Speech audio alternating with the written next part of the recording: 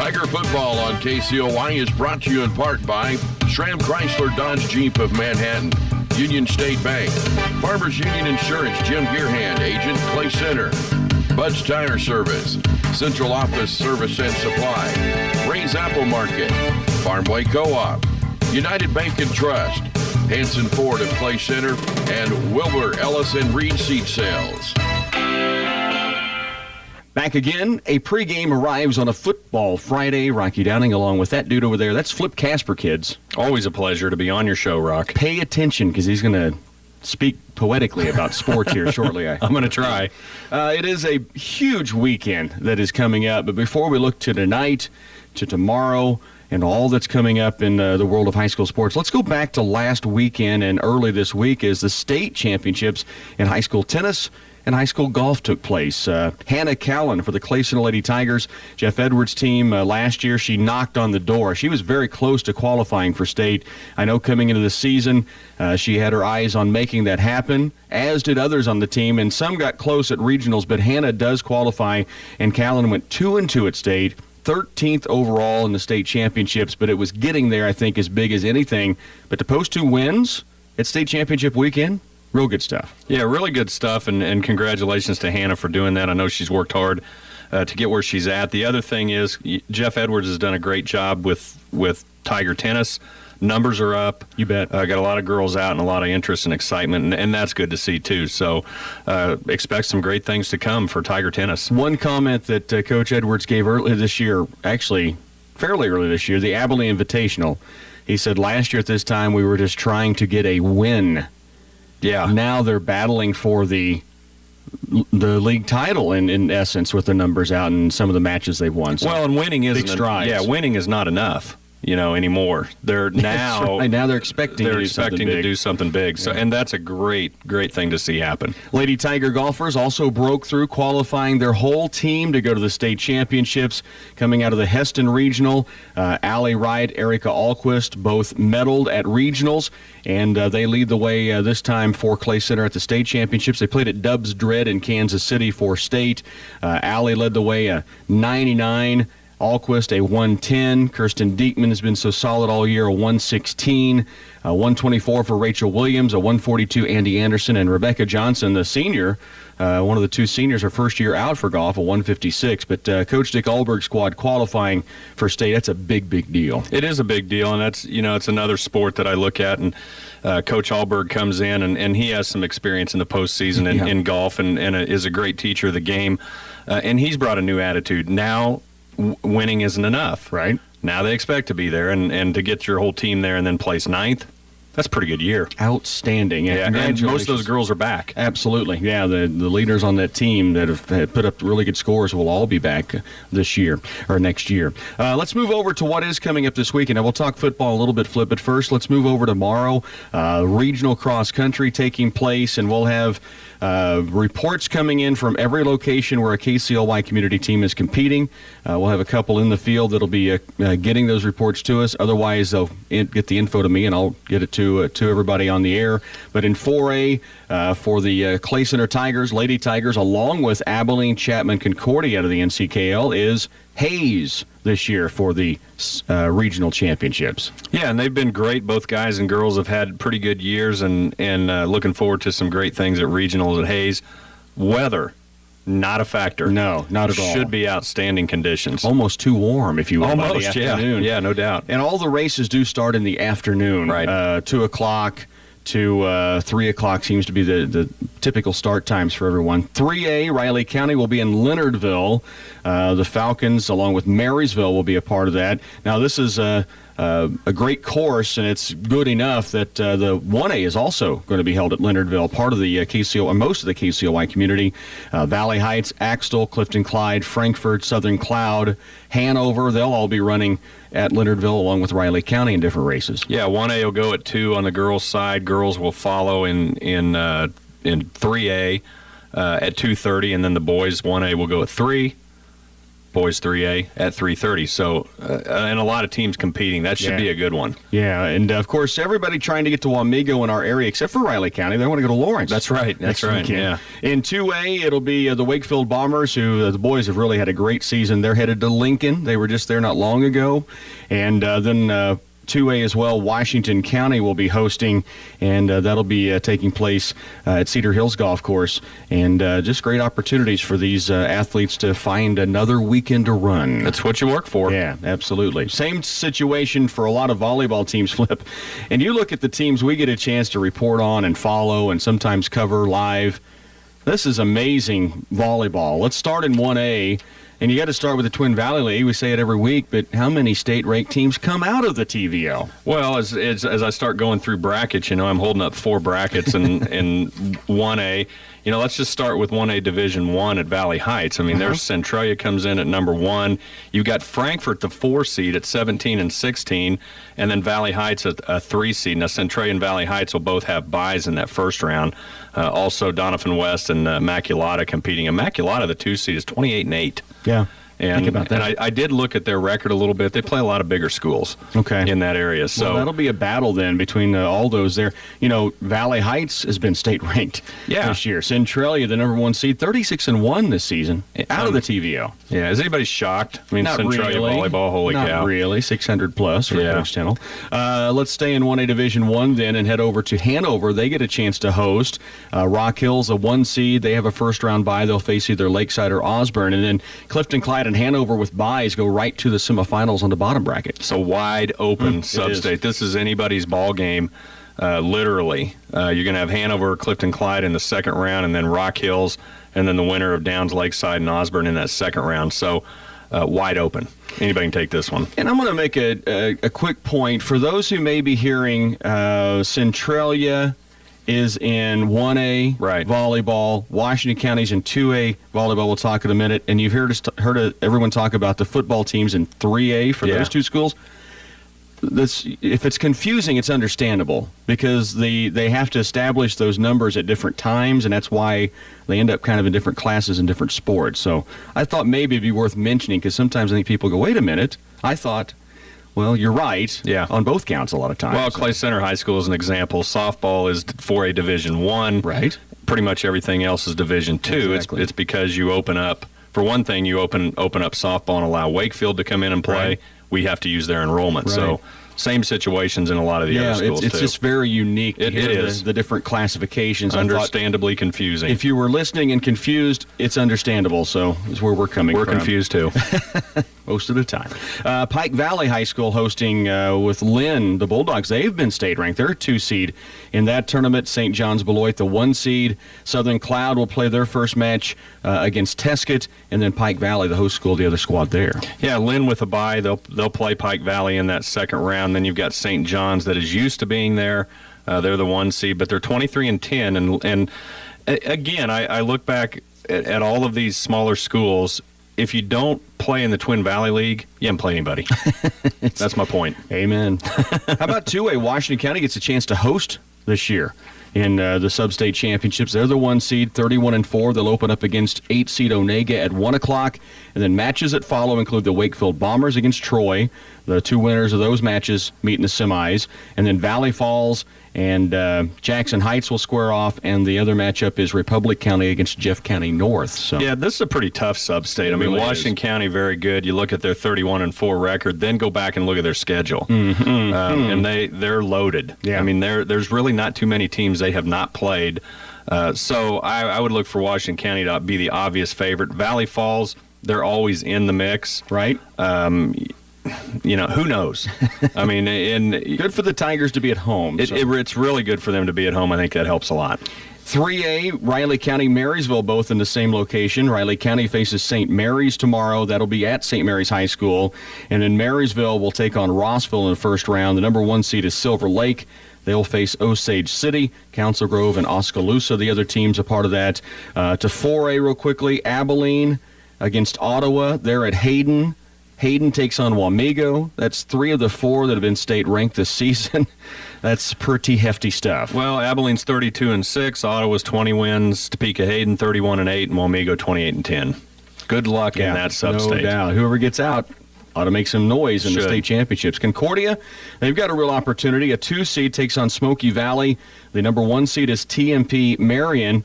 Almost identical records. Both have 20 wins, TMP and Concordia. TMP facing Larned. That is at Larned High School. And the Clay Center Lady Tigers, number 1 ranked in 4A Division II.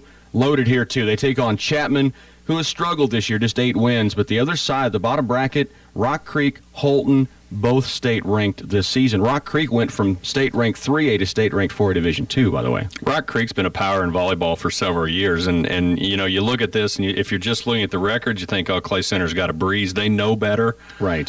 First, they're going to have to get past Chapman on their home court, and then that bottom bracket could go either way. No team coming out of this sub-state would shock me. Agreed. And again, whoever gets out Is going to make some noise. would think so. By the way, state-ranked teams that we get the chance to follow. 1A Division II. Lynn is second-ranked. Axtell, third-ranked in the state.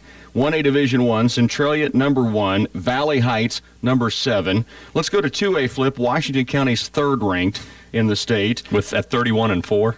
Absolutely. That's because you have, Central Plains and Spearville with 1 and 2 losses, respectively. Wow. At 1 and 2. 4A Division II, Clay Center, number 1. And then in 4A Division I, Abilene and Wamego. Abilene, I should say, 5 and 6. That's pretty good stuff around the area, bud. That's that's pretty amazing stuff right good there. Stuff. Big weekend tomorrow. Again, we'll have reports on all the cross country, get as many scores and sub-state action as we can, and live coverage, live play-by-play of the Tiger volleyball team in Chapman. Their first serve is at 2 p.m. Next, we'll talk football on pregame. I have bad news. Jake from State Farm does not work in our Clay Center office, and we don't always wear khakis. Good news is State Farm now offers great home and auto loan rates in addition to the auto, home, life, and health insurance that we're known for. Call Dave Borgerding, your State Farm agent, to schedule an insurance and financial review. Now here's Scoutin'. from the Lincoln School to sing the jingle. Like a good neighbor, State Farm is there. Football season is the favorite time of year for the guys at B&D Sandblasting and Painting. They specialize in sandblasting stock trailers, hay trailers, and semi-grain trailers. They can make your old trailer look like new and maintain its function and value with their high-quality primer and paint. B&D are also experts at installing seamless guttering on your home or business. When their work is done, you can bet they'll be at the football game supporting the Tigers. Give B&D Sandblasting and Painting a call at 632-0696. Back again on pregame. It is a football Friday, and Flip, let's talk football. And this is when it gets really interesting in the world of high school gridiron. And really confusing. Yeah, you talk about classifications being confusing. We mentioned earlier. District standings are always something people are trying to sort out ahead of time. You really need to wait until some games are in the books before you can sort things out for the most part. Yeah. But we'll try to help you weave your way through what is happening. Let's start in 8-man football. And, Flip, I'm going to start us in Division II. Okay. In District 1, which features Axtell, Lynn, Frankfort, Southern Cloud Blue Valley. So a lot of our teams that we have a chance to follow this year. Yeah, and this is still open. You know, Axtell has been one of those teams that has been blocked by B&B and Hanover. They've been competitive but never could go. They're in a position to get there. They have to beat Blue Valley tonight. Axtell is 3-0. Yeah, in the district. 5-2 overall right now. Yeah, 5-2. Lynn still has a shot. They play Pike Valley tonight. If they win, they're in. Frankfort and Southern Cloud they're still alive. Right. Everybody's still alive. They need a lot of help, but either team could get there. So Frankfort helped themselves last week with that win over Lynn. Surprised a lot of people, I think. It did, and we did have somebody there that was I probably got more texts from him over a 3-hour period than anybody else because it was just changing so much in the flow of the game. So, but that was a big win for Frankfort over Lynn. So Axtell tonight will be in action. They host Blue Valley. Right. They're in charge of that district at 3-0. As you said, Lynn in their matchup goes on the road to Pike Valley. Lynn is 4-3 on the season, 2-5 for Pike Valley right now on the year. Let's stay in 8-man Division 2.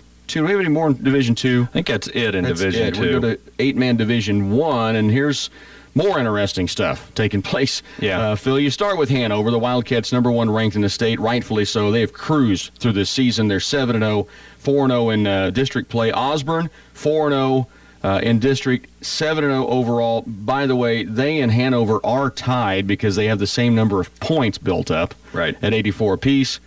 And then the Wakefield Bombers slide in there. They go to Osborne tonight. Talk about a test. Well, 6-1 Wakefield. Their only losses to Hanover. Right. They have not even been scored on the last 3 games, but they're on the road at Osborne. You talk about having to put together a perfect game. Wakefield is going to have to throw a perfect game to get past Osborne. Now, they're still alive. Right. They have to win this because next week Hanover and Osborne play each other. Right. That's kind of what you start to look at with this. Maybe Osborne and Hanover are looking ahead a little bit. Potentially. And that could be damaging for either team, for Hanover as well. Yeah, they go to Clifton Clyde. Yeah. Eagles are out of the playoffs. They're done.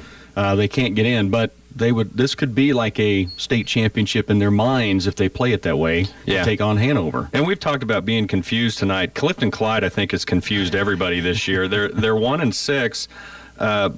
But they're capable of jumping up and pounding on you if you're not careful. And you know, I don't think with Coach Matt Hoyer, it's not going to happen with Hanover. They're not going to walk in there thinking they're going to run all over Clifton Clyde. And I don't think they're looking ahead to Osborne either. You have to hope Osborne is maybe looking past Wakefield. I doubt it with Coach Steve Tiernan. And, you know, the Bombers will be ready. Yeah. Hanover will be ready. Clifton Clyde will be ready. These are two good win games. if Wakefield could pull that off tonight. If Wakefield pulls that off tonight, it is going to be party time in Wakefield because the Bombers are going to be one happy. I might go join that party myself. Absolutely. Let's go to 2A. Valley Heights Mustangs are 2-1, still very much alive. Onega's already won their district. They are 3-0, so Valley Heights a lot to play for. They host Republic County tonight. That is a Buffaloes team not in their district because they played an earlier district game. This season. Yeah, and this would be a good win for Valley Heights if they can get past Republic County. They can still Valley Heights is still alive. They would just have to beat Jackson Heights next week. Game, again, Onega is in. Valley Heights playing for the runner-up spot. I think they've got a good chance.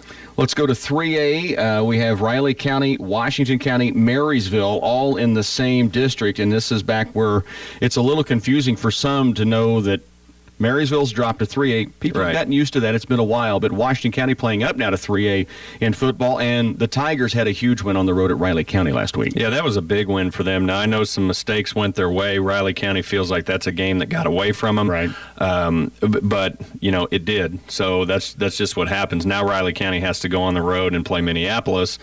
That's a tough Minneapolis team. 5-2 team. They knocked off Beloit. Yeah. And they're 5-2. So on the other side, Washington County goes into Marysville. Here's my thing with this. Washington County is having a good season.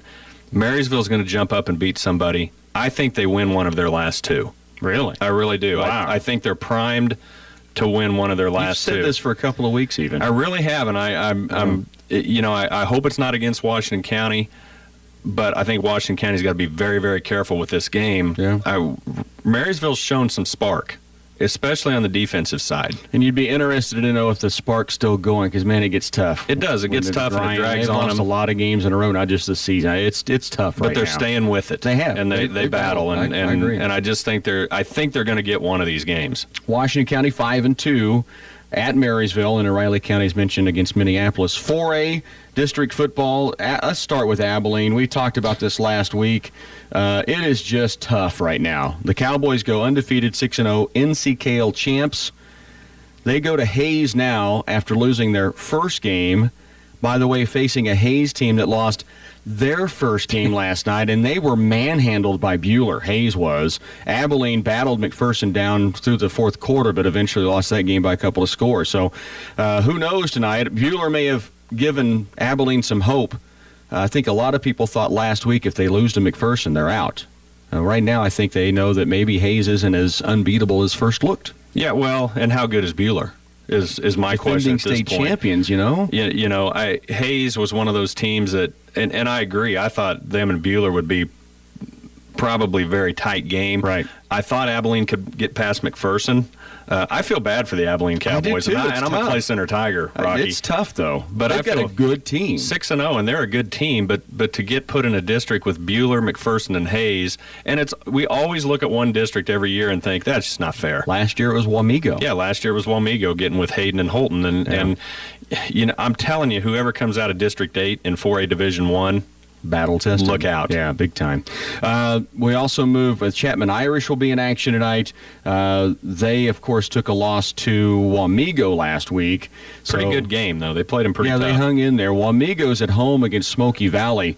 Wamego 6-1 going into that battle tonight. And they're in 4A Division 2. I think some people didn't realize the shift there in that class. And Chapman, who the Irish have Chapman tonight? plays Nickerson tonight. I think Chapman should be able to get through this one fairly unscathed. And then we go to Concordia. The Panthers will host the Goodland Cowboys. We saw Goodland last week. Clay Center winning on a missed field goal to buzzer.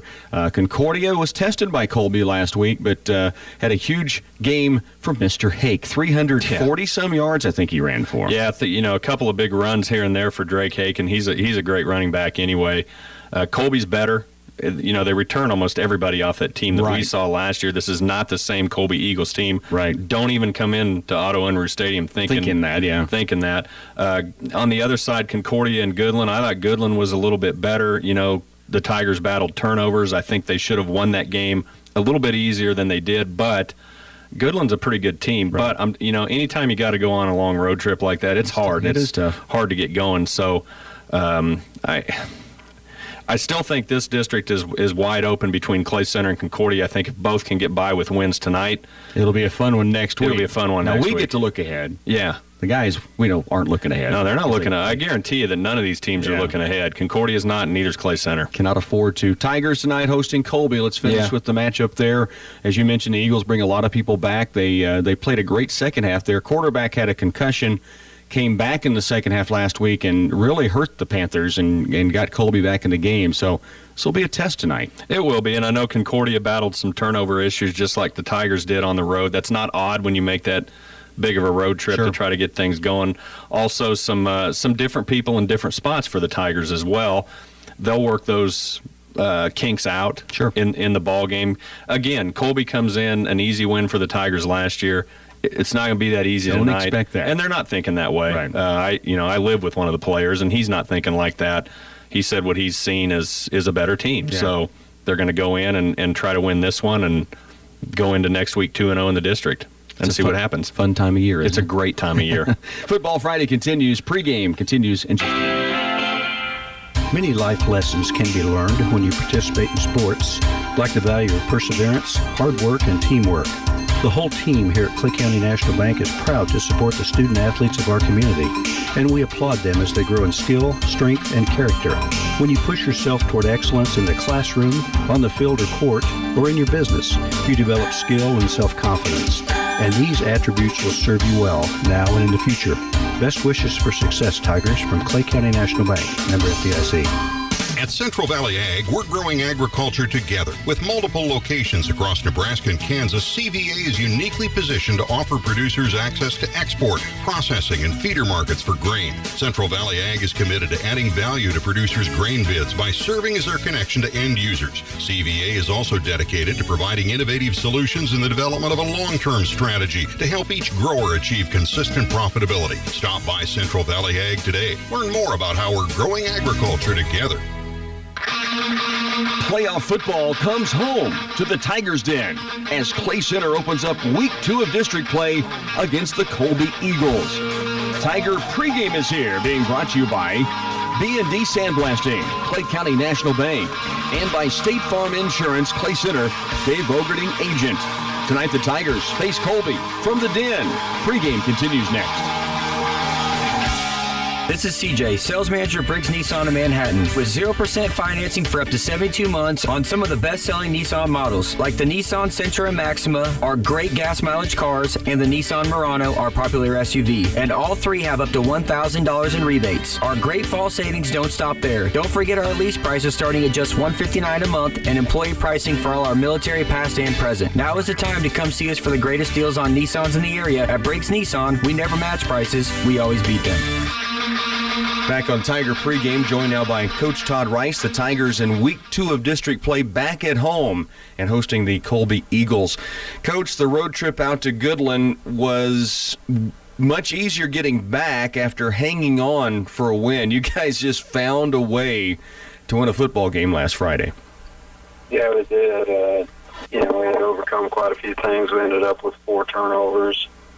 And then just a road trip and our kids handling being out of school and just, a lot of different variables. But we hung in there. Our kids kept fighting, and then we kind of got some breaks to go our way. Talk about different facets of your ball game, starting on the offensive side. Adam Ebert stepping in because Gabe Ware battling through injuries, which I know a lot of the guys are right now late in the season. Adam Ebert ran the ball incredibly hard, and not just when he got loose for a couple of long touchdown runs. He did it seemed like, play in and play out last Friday. He did. He had a couple of those long runs, like you said, that were kind of game breakers, but the other plays where he was getting up in there for 4 or 5, 6 yards, just running physical inside. And, Adam just brings a lot of quickness and kind of a change-up for us on the inside. And I'm going to bring up Ricky Hughes as well when we talk offense. We know what Ricky Hughes brings to the football field every night. But, man, last Friday, I don't know that I've seen him run that hard his entire career. He was on a mission, it appeared. He was, we finally got that rocket game going for us, and, just the physicality he showed on finishing off those plays was really good to see, and he's playing quite a few snaps. He was having to play corner the other night with Tyler Young out, and, covering one of their best receivers, and Ricky doesn't get too many times where he comes off the field, so it was just a real impressive performance from him. You mentioned Tyler Young. Let's slip over to the defensive side. Team Money, a couple of picks down near the goal line that were huge, and he is battling. You said he really hasn't been right, I think was the way you put it, because of a foot injury that he's dealing with since early in the season, but he comes up with big plays, it seems like, week in and week out. He does, and we knew we just needed to try to see what he could do and get him into the flow of the game, and then he came up with a couple big red zone type interceptions in that first half, and then he kind of got dinged up and wasn't available in the second half. But he really had some big plays to keep us in the game early last week. And I want to stay with your defense real quickly and talk about your front row. Sometimes those names, they bottle things up, and then the linebackers get to go make plays. And I really thought your linebackers came through and made some big plays. But Austin Last and Evan Stanley and Zeb Bloom and Dylan Carlson and Parker Folks in there a lot on that front row. Those guys really stood up and made some stops when they had to, but they really wrecked things in the middle for the quarterback for Goodland and what they were trying to get done on the ground.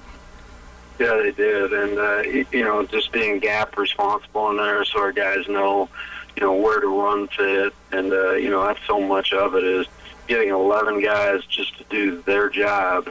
Not trying to jump into another gap or do somebody else's responsibility. I thought we did a lot better job in that aspect the other night for the most part. Let's talk about special teams real quickly, too. First off, the blocked extra point. You guys have had a knack of finding a way to get in there, it seems like, this season, and none bigger than the one you got last Friday. Yeah, we spent a lot of time trying to work on that, and, just us being able to finish off a couple good PATs, and then the ability to get some pressure on them, and then that kind of played into the final field goal attempt as well. And I want to talk about your extra points. Zeb Bloom's, he's maybe squeaked a couple through, Coach, but he's 5 for his last 5 attempts, and they've all been big points he's put on the board. Yeah, they have, and just everything that goes into it, the snap, the hold, the protection, Zeb having the confidence and staying in there, and that is something that's just continue to get better for us, and hopefully something that can continue to be there for us. Quickly, let's move over to tonight's matchup. You take on the Colby Eagles, kind of a curveball thrown at you since we're also into the World Series right now. I'll give you that analogy. But last week you had a pass-first type team, although they got their running game going last week quite a bit, or tried to. This week it is a run-dominant team for the Colby Eagles, and they're talented. They are, and they returned 10 starters from last year, so they'll have pretty much 10 juniors out there, going. And if you look at them, you see their record, and they're 1-6, and then you look a little deeper, and you see that there's probably not too many teams that have played a tougher schedule than what Colby has. And the last couple of weeks they've played well enough to win, against a couple good teams in Norton and Concordia. They're a big physical team. They can really run the football, and so they present some problems. You guys get a couple of players back. We talked battling injuries, but it'll be good to see a Lego and a Carlson back out there that you haven't had for a while, Coach. Yeah, well, our guys are real excited to get them back in a rotation. Get some depth. We're going to need that. They're talking like it's going to be a little bit warmer. We got some big guys on the other side of the line of scrimmage, so we can kind of get back in a little bit more of the rotation that we like to have up front on both sides of the ball. Coach, great start to districts last week with the win all the way out in Goodland. Now back at home tonight. Let's go get the Eagles. All right, thanks a lot. Back with more on pregame in just a moment.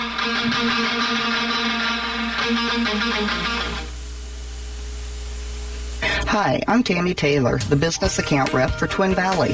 What's your favorite part of fall? Is it the colors, cooler temperatures, or activities? If you're a business owner, your favorite part might be this sound. One way you can save your business money is by installing a new hosted voice system. You get the best communication solution and save money. For a limited time, your business can take advantage of our buyback opportunity. Call 1-800-515-3311 for a free estimate. Tiger football on KCOY is brought to you in part by Republic Valley Irrigation, Subway of Clay Center, Briggs Auto Lane in Manhattan, Patterson's Health Mart Pharmacy and Radio Shack, Central Valley Ag, Citizens National Bank of Clay Center, Greenleaf, Belleville, and Concordia, Twin Valley, Bruna Implement, Geisler Roofing and Home Improvement, and Oldie Seed Farms. I've said it a few times this year, but on a beautiful night for football, kids, and the sun is set, the night is set for a perfect football Friday. Rocky Downing along with Chet Carlson, our stat boy, Kerry Carlson, Ernie Fansella back at the studios, and Chet truly, we've said it a few times this year, but this is picturesque for high school football. Absolutely correct. Absolutely beautiful tonight. It's just a football type of night. It's been a football type of day all day long, and we have been able to enjoy more than a few of them this year. Concordia last week faced this Colby Eagles team and got up early through the first half despite some turnovers. But the second half, their quarterback, Joshua Macho, returned to the field and really turned that game around. And it was a 28-18 final. Colby 1-6, but their loss depends on the likes of Oakley, Scott City, Ulysses, Holcomb, Norton, Concordia. You get the picture. This is a team that's brought a lot of people back, as Coach Rice said, and will be dangerous. The Tigers, though, coming off a big win at Goodland, see a swift kick down the middle on the Tasty Pastry kickoff. It's going to be picked up at the 35-yard line by Baylor. Or check that correction, the return coming from the Tigers, Baylor Brumville. I was right. Yeah, you're right. He got it up to the 42-yard line. So first he catches, looks around, going to cover it up, and there's nobody in his area. He says, I know how to run the football. I'll take it back a few yards. Well, he was in that first line of defense after the front row on the kick return team. It was just squibbed off the ground. It only bounced once or twice, so Tigers with good field position at the 42. Austin Last, the center, to his right side, Parker Folks, and Caleb Carlson back on the field tonight. They'll hand off left. This is Gabe Ware out to the 45-yard line. Again, about 3 hard yards rushed forward by the hit from the sticks. We mentioned Last, Folks, and again, Caleb Carlson, the senior back. Great to have him on the field on the offensive line. To the left is Evan Stanley, Dylan Carlson. The receivers are Balin Brumfield and Hunter Mullen. Ricky Hughes, Brady Hamill, your wingbacks.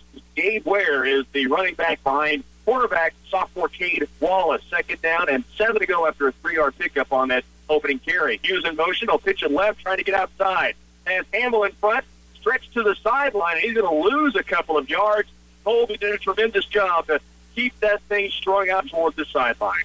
It really did, and I saw them running their scout team with that in the pregame, and it appeared to me that they were devoting all energy to cutting off the corners.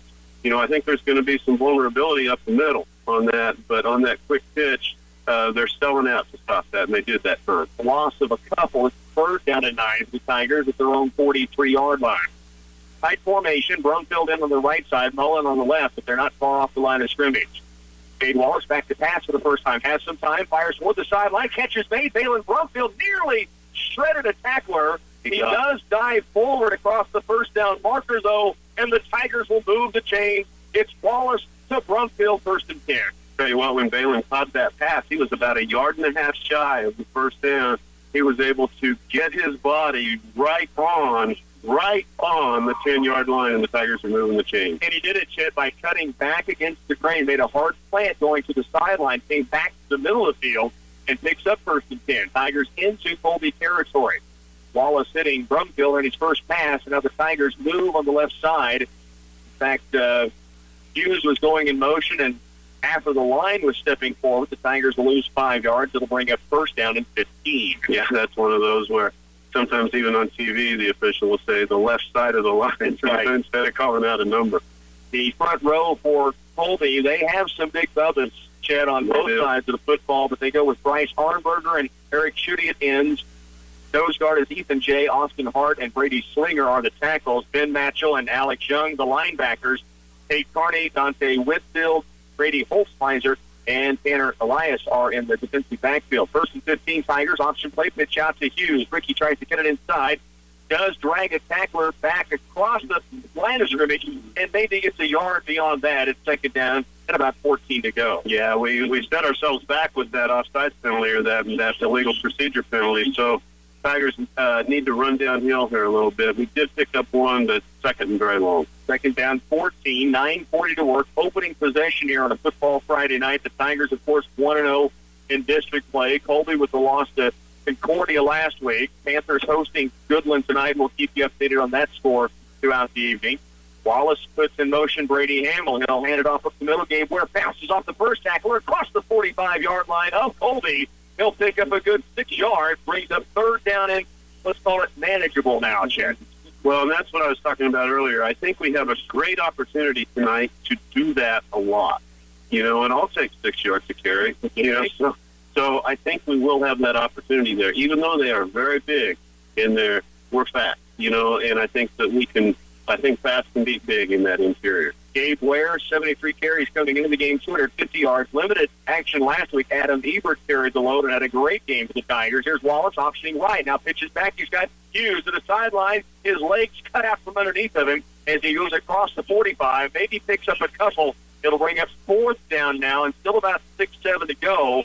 Tigers in a punting situation. Yeah, we're not even going to consider doing anything but front teams coming out on the field right now. So 4th down and 6. Brady Hamill is the punter, of course, for the Tigers. Brady on the season has just really had a tremendous year. We've talked about it throughout the season, but he has put up some big numbers on the year. He's standing at his own 47-yard line. The snap is a good one. He has plenty of time to kick it, and he will angle one right side. The return man lets it bounce. It hits at the 5. It goes straight forward, and Brady Hamill slaps palms together in disgust at that ball going into the end zone. But to tell you what Brady Hamill's been able to do this season, punting the football to the Tigers, he's put 12 inside the 20-yard line this year. Yeah. He's averaging over 31 yards a punt, but a lot of those have been situations like this where he's trying to place the football. It's a very rare asset to have a really, really dependable, steady punter in high school football, and we've had that for several years with Brady Hamill. Here is first look for Colby, right side handoff, and they've got some room in the open field. Out to the 40-yard line goes Colby. The Eagles get their opening run going 20-plus yards, 21-yard run on the opening carry for the Eagles. Finally, Brady Hamill tracks down the ball carrier, and we said they are big. They are huge up front for the Colby Eagles, and they made some room that time. And what's unfortunate about the rules of football, they are now where we just left the line of scrimmage. We could have gone for it and not gotten it, and they'd be in the same place. Here's a handoff again, right side, and this time it's going to be Evan Stanley on the tackle. The carry going to Ben Matchell, and he's carried a bunch this year, 541 yards, 90 carries on the season, 5 touchdowns. He's also caught a couple through the air, but Evan Stanley that time made a great stand for the Tigers. He absolutely did. Great stuff. 1 yard gain, 2nd down 9. So the first carry for Matchell goes 21 yards. The second one goes a yard, and that's it, off the tackle from Stanley. Colby going with a fast pace out of the shotgun, and they will hand off again. Matchell going left side. He will be tackled by 3 Tigers. Gabe Ware, Ricky Hughes, also on the play, Brady Hamill, and it will be a gain of maybe 3 or 4 that time.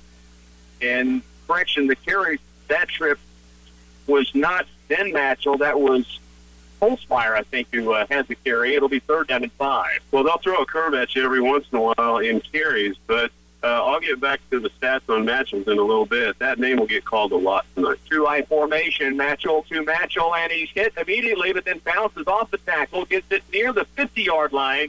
It'll bring up 4th down, Chet. That's a pretty hard carry. He was hit near the line of scrimmage and able to dive forward. By the way, we mentioned Caleb Carlson on the offensive side.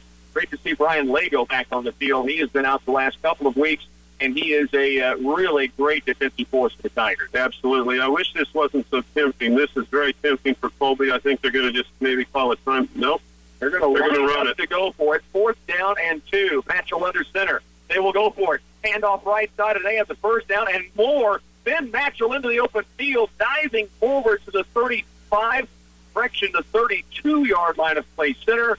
1st and 10, Colby, and I don't know if it's by design yet. They looked confused as to whether they were going for it or not, and all of a sudden, the ignition hit, and they went to the line of scrimmage and went. Yeah, when they run a pretty quick pace on their offense, and here they go again. In motion is Ben Matchell. They'll hand off right side. This time it is a tackle right at the line of scrimmage. There are several Tigers right in the area. Hunter Mullen able to rip at the football. That's because Lego and Stanley and company stood up the ball carrier. It's a gain of, it looks like, nothing. It'll be 2nd down and 10. Really unfortunate for the Tigers. On 3rd down on that previous set of downs, we had them hit hard with about 5 yards to go for the 1st down, but we didn't put them on the ground, and they had 4th and very short, easy to pick up that 1st down. Maxwell's a wingback. They'll go in motion. They'll hand it to him on the outside. He cuts against the grain, gets through the interior, and will pick up 3 or 4 yards. 3rd down coming up for Colby. They're at the Tiger 31-yard line. It's a gain of, let's say, 4 yards. 3rd down, 6. I'll try to set the table here on the Matchells. The senior is the quarterback. The junior is the running back, and he'll run a wing back and wide receiver, and he'll go anywhere. The junior, the one that does all the heavy lifting, gets most of the yards. The quarterback, though, has a lot of leadership for this team, and he has the 2nd most in all the stats on the team. And the junior, Ben Matchell, is a bit of a bowling ball. I mean, he's a big fella. Here's the quarterback, Joshua Matchell. He'll be caught from behind. Chase Casper had the initial contact, and then Hunter Mullen comes in. Now it brings up 4th down and still 5 yards to go. They're at the Tiger 30-yard line. Now, back on the Matchells, you were talking about when the senior Josh Matchell came in the game last week, that flipped the switch for them and made that game close against Concordia. He had been out a little bit with a concussion, and so we'll probably only see Ben, the junior, on defense. Here's Matchell with it. He will drop back to pass. Looks out as a receiver and hit immediately. The ball comes loose. When it's incomplete, Tyler Young breaks up the pass play. Initially looked like it was caught. Young, T-Money, with a smash on the receiver, and the ball comes loose before he hits the ground. Well, I tell you what, this is district football. This is a very important game in week 2 of district. It's going to set the stage for a lot of things. Somebody had to travel a long way. They're not going to be afraid to go for it on 4th down all night long, especially when you're at the Tiger 30-yard line. There's 4:13. This is lightning quick first forward. Hughes in motion. Tigers have the back. Ball fake. Wallace will throw out right side. He had a receiver and Gabe Ware. A little power pass, I think, is normally in most offices what that's called. He walks out to block and then releases. He was open, but a little awkward angle trying to bring it down. Yeah, there's a lot of things that go on in a play like that, and when it happens routinely, it looks easy, but there's a lot of things that can go wrong, and they weren't able to pick up the completion on that play. Like the play call, though, don't you, Chet? They take that pitch where they're so observant of Ricky Hughes, and that's where they think that they came back the other way, and they didn't have an open receiver. Here's Wallace, again with Campbell now in motion, and it's a carry up the middle. Not much there for the Tigers, a gain of maybe 1 at most. They went in the interior. Gabe Ware with the carry. It's going to be 2nd down and 9. Tell you what, if we had a pass play with a dump in the middle, we don't even run a tight end, but if we just take one of those wing backs, it's wide open in the middle, as long as we don't try to go too deep. If we go about a 12-yard pass in the middle, it could go 12 plus 80. We've seen Brady Hamill in that type of area on pass plays kind of released from that wingback spot, so maybe something the Tigers will look at. 3rd down 9, Brumfield wide right. Mullen goes wide to the left side. Cade Wallace in under center. Almost drew him offside, and now we do have a flag down. Let's see who this goes again. It looked like Colby initially was coming across, and it is against the Eagles, so it'll be 3rd down and 5 yards to go as they gain 5 yards on the play. It helps your play calling here quite a bit. Oh, absolutely. All of a sudden we're looking at 3rd and 5, a little bit less than 5. That's a big deal. Here we are at the 35-yard line. We need to move the chains, keep this drive alive. Second penalty of the football game thus far. Tigers had one against them in a procedure, and now an offside against the Colby Eagles. Again, Brumfield wide right. The left side goes Hunter Mullen. The wingbacks are Hughes and Hamill. In motion goes Hamill. Here's Cade Wallace. A little counterplay for Ricky Hughes. He is hit in the backfield and nowhere to go. They tried to take it up the middle and then counter it the other direction. Colby not buying. It's 4th down and long. The Tigers forced to punt it again. We haven't seen a fake punt out of the Tigers this year yet. We won't see one on this play, but I would have liked one on the last play. First series of the game, we were in the middle part of the field. You could have, yeah. You've got a punter that everybody is just expecting to punt great, and I'm looking for one tonight sometime. Campbell back on the field here, stands at his own 22. Snap is a little to the right, but he has it. Steps and bangs one downfield, and he spirals one. They will back away from it. Now he gets the bounce he wants. It will go inside the 15-yard line, and it'll be down at the 13-yard line by Peyton Lane off the kick for Brady Hamill. Oh, that was picture-perfect punt. You called it perfect, but he really got it. First he had to make a good catch on that snap, and then he got his leg into it, a beautiful high hanging spiral, and then as soon as it hit, it was like overspin. It just took off forward, ran out about 16 yards after it hit the ground. Double nickels, 55-yard punt by Brady Hamill, his 13th now, pinned inside the 20-yard line. Here's Matchell from the gun, turns, hands off right side. Ben Matchell with it. He's hit near the line of scrimmage. He may get a couple out of this, but nothing more. It's 2nd down and 8. The Tigers have had a couple of, little flurries, boxer analogy thrown at them, little fisticuffs here and there, and they've given up, maybe got their jaw jarred a little bit. Now back on the field, they kind of know what's coming at them. Colby's an easy team to look past on paper coming into this game. 2nd down 8. Again, handoff to the right side. And, a big hit. Matchell goes nowhere. See if I can get a number on who hit the pop in there. Lego, I see, but it was outside that had the first in. Is that Brady Hamill? I don't know, but it stood Matchell up. And he's a big load to just stop in his tracks. Yeah, that's absolutely right. That was a run-stopping hit. If it was cold like it could be about this time of year, that's going to snot knock the. Yeah, there was that kind of hit. 3rd and 5. Deep leader almost. 3rd down 5. Matchell from the gun. That's motion right there. And he will roll out left, looking to pass. It is batted down. The bulldozer makes the play on the quarterback.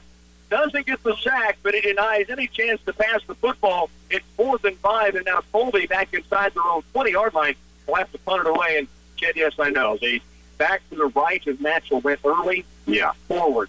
And wasn't called. Maybe a good thing for the Tigers. I think they got the football. I think so, too. We're going to see them actually punt here. And it's Ben Matchell. You said he did it all on the offensive side? Yeah. Wide receiver, running back, wing back. Well, here he is, the punter as well for the Colby Eagles. He stands inside his own 5-yard line. Snap is there. Tigers come after it. Nearly got to it. It's a short kick. Hunter Mullen up in the crowd, catches and makes the play at the 30-yard line of the Colby Eagles. Last week, Chet, I know you had visions in your head.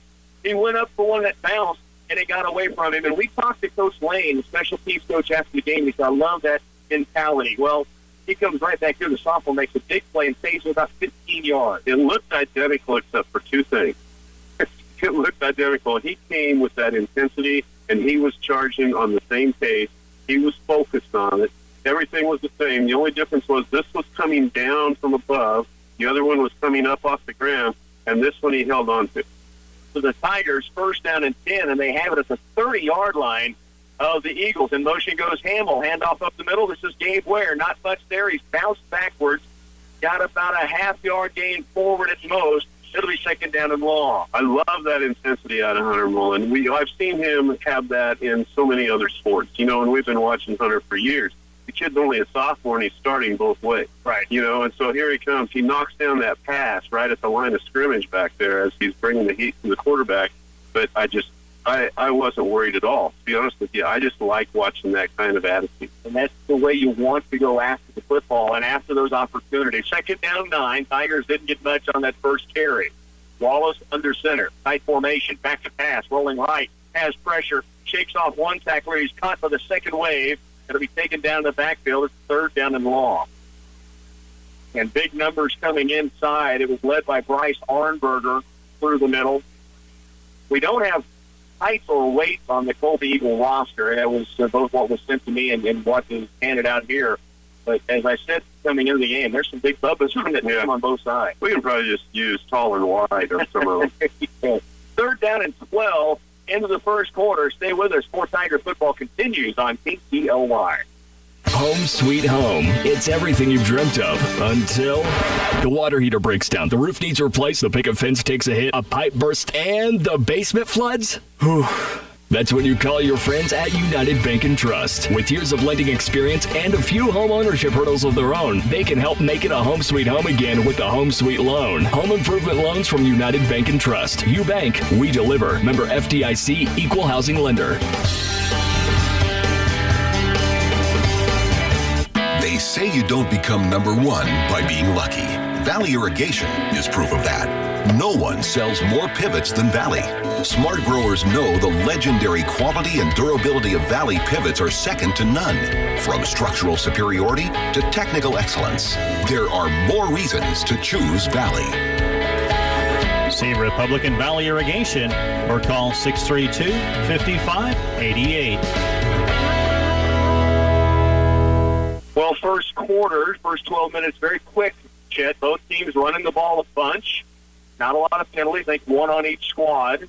Both teams punted it back and forth a couple of times, and now the Tigers face the third down and long, but they are in Colby territory. And both teams with the same mindset in their huddles. They feel like they've had just enough success on offense to feel like we can get this going. And they've had just enough success on defense. We can stop, so it's a big quarter for both teams as all of the orange and black out on the field sorts out who's going to go into halftime with a little domination. Eagles in their white jerseys, black bottoms, and the orange and black. Tigers, of course, they're home, black and orange. Cade Wallace back to pass. A lot of pressure on him. He gets by one tackler, gets rid of it, backward pass. That's going to be an interception. It bounced off the chest of Adam Ebert. It was going to be a backward lateral, but it bounced off of Ebert right into the Colby Eagles' arms, and an interception. Wallace able to get rid of it, but it ended up being a mistake as the Colby Eagles will take this back. Although if they complete that, Ebert's got one guy to beat, right? And he may have had some room following. And we know Ebert's running ability, so something good could have happened. Also, if the ball squirts out and nobody catches it, that's a live ball. No kidding. First down and 10. Here's Matchell. Handoff right up the middle, and he is caught in the middle of the line by Jace Casper. The running back that time, Matthew Pieper, ran right in. There's like a center fielder gathering up a ground ball. Jace Casper just made the catch. He was like a bulldogger. That's right. He bulldogged him. Gain of 2, second down 8. So the Freak makes the play in the middle. Just underway in the second quarter, no score. Colby with a loaded line to the left side and two tight wingbacks, one receiver wide right. Now the ball is on the ground off the snap, and now we have a penalty flag coming in. Those were guys moving again, and that's the center that had the mistake, obviously, because everybody on the field was moving except for the snap. And a while ago when I thought that there should have been a penalty, I think it was the center at that time as well. Just delayed. Casey Quagliano, the center for the Colby Eagles, and you could see Matchell reaching to catch it, and it wasn't snapped yet. So the penalty against Colby makes it second down 14. Loaded backfield here from the gun. Handoff underneath. This is Pieper again. No correction. Ben Matchell. He is met by Gabe Ware, and then 2 or 3 more Tigers in on the play. Get you the number of the guy underneath. And guess who? Zeb Bloom was the first contact. He had a huge game last week, I thought, Chet, out of Goodland. He really did. Zeb Bloom lived in the Goodland quarterback faith last year, and And that was a good quarterback for Goodland. And Zeb had pressure on him all night long. Zeb was frustrated because he kept thinking he should get him more times than he could, but he played a big part. Here's Matchell, works left side, ball fake. He's going to look to throw it. Lego giving pressure. Matchell still in the backfield. Now Seth fires downfield. Up for grabs, and it is incomplete. Ricky Hughes, Colvin Lafferty, Tyler Young all saw where it was going. Nobody could get to it, but it's 4th down and long. And I don't really think Colby's going to hurt us on that deep of a pass play at all tonight. Right. Hopefully those aren't last words. You know how Jinx goes on radio, but I watched them a lot in pregame. That's not where they're going to be threatening. You know, they do have a threatening pass game, but it'll have to be much shorter. They were hoping for the surprise there. They didn't surprise anybody. And, in fact, their passing game on the year, Matchell, now he's missed a couple of games, just 16 of 50 for 171 yards, and he's thrown 7 interceptions this year. Wow. Here's Ben Matchell with the kick, and this is a high, short kick. Tigers need to get away from it. They do. Poison being yelled, I'm guessing, on the field right now as the back guys, the return guys for the Tigers saying, get away from the football. I tell you, Baylor Brumfield paying attention to his teammates. He was in the area where that ball was coming down, and he had immediately acted as if it was poisonous and got away. And the line of scrimmage for the Tigers is 6 yards different than where it was for Colby. You know, that ball was very short. It was skied high, and then when it hit, it's bouncing backwards, as you said, and it ended up not that far from the original line of scrimmage. So the Tiger turnover does not hurt them. Their defense stands up. It's 1st and 10. Cade Wallace with Hughes in motion. He'll option left. That's Lane Libby in their quarterback. He pitches out to Hughes to the sideline. And again, Colby able to wrap this up and put him backwards on the sideline. It will be no gain, 2nd down 10. 9:50 left here in the second quarter now. 2nd down 10 for the Tigers. And Lane Libby in there at quarterback. Tigers trying to find some offense that can work, but right now Colby is really stretching things out on the outside. They are. We don't have an answer for them with our blockers, and we need a 200-yard wide field, you know, to you would eventually outrun it. Eventually make the corner, but they're doing a good job of stringing it out. Libby goes in under center. 2nd down 10 for the Tigers. Hughes in motion. They'll pitch it out to Hughes right side. Still looking for a block, skips by one tackler, still on his feet, but he will not get anywhere. He never went to the turf. There's just no room. There were 3 Colby Eagles out there waiting on him, Jeff. Yeah, we keep going to it. We must be seeing something there that ought to work, but so far we're coming up with usually negative yardage on that play. 3rd down and 13. The Tigers lose a couple on that play. And Libby gets the call from the sideline out to his huddle. The Tiger offensive line, Austin Last in the middle, Evan Stanley and Dylan Carlson to one side, Parker Folks, Caleb Carlson to the other side. 2 receivers left now, Brumfield and Mullen. They'll put Hughes to the right side. Brady Hamill, the wingback left. Libby back to pass. Pressure coming again, fires off his back foot, gets it to Mullen, barely getting a hand on it as he dives toward the sideline. Would have been about a gain of maybe 5 or 6 had he made a miraculous catch. As it is, it'll be 4th down, and both these teams starting to trade some punts right now. Yeah, and they're starting to trade punches on defense. You know, the defenses for both teams are stepping up a little bit quicker than the offenses for both teams. And Lane Libby did a great job of getting that ball away. I agree. At the receiver. You know, rolling to his left with people on him. By the way, defense, you said pretty good. 3 and outs. Colby has 3 already in the first half. The Tigers just had their second 3 and out. Here's the kick from Hamill. He bangs another one, a return chance. Bobbled for a moment by Matchell. He'll get to the right side. He's after the 20. Here the 25, stutter steps to the 30, stays in bounds, and is finally rifled out of bounds by Hunter Mullen and company. But a good return by the big fellow Ben Matchell. That's a really good return, and that's so frustrating. If you are one of the guys that's back there quick on the front return, and you think you've got them, and then they come up the sidelines and they don't go out of bounds and they pick up another 10. He's just a good runner, and he's pretty strong. He got a good return out of that where it looked like we would stop them 20 yards back. 37-yard punt that time by Hamill, but a good return as mentioned by Ben Matchell. Tigers on defense right now at linebacker. They have 4 up there. Hunter Mullen's gone to a linebacker. Brandon Loader along with Jace Casper and Gabe Ware, and they put Brian Lago and Seth Bloom, Evan Stanley, and Austin Last up on the line. In fact, Mullen and Loader up on the line of scrimmage as well. And now Colby wants a timeout. Tigers wrinkled up the defense just a little bit, and I think Colby wasn't sure where they wanted to attack. I would agree. Timeout on the field. We'll let you know a couple of things coming up this weekend. First off, coming up tonight, the Green Team halftime show will be on the way. And I know Bill Rice, always at a football game on Friday nights. He's already got me an update. Lawrence, Free State, Manhattan playing tonight, and Lawrence, Free State up by an early touchdown. The point that means is if you ever want to stop in their lounge at the Green Team, sit down, watch maybe Sports Center, have a free pop and a snack. First, Bill's going to join you because he loves free pop and free snacks, especially when he's buying. Mm-hmm. But he'll talk to you about the football game on Friday. You know, it's funny you said all this. Yes. Because at about 4:45 this afternoon, I sat in their lesson. Yeah. And I had a free water. Okay. And a snack. There you go. And a snack. Another snack. And a snack. And another snack. And did a little reading. Yeah. And they got good reading stuff. You there?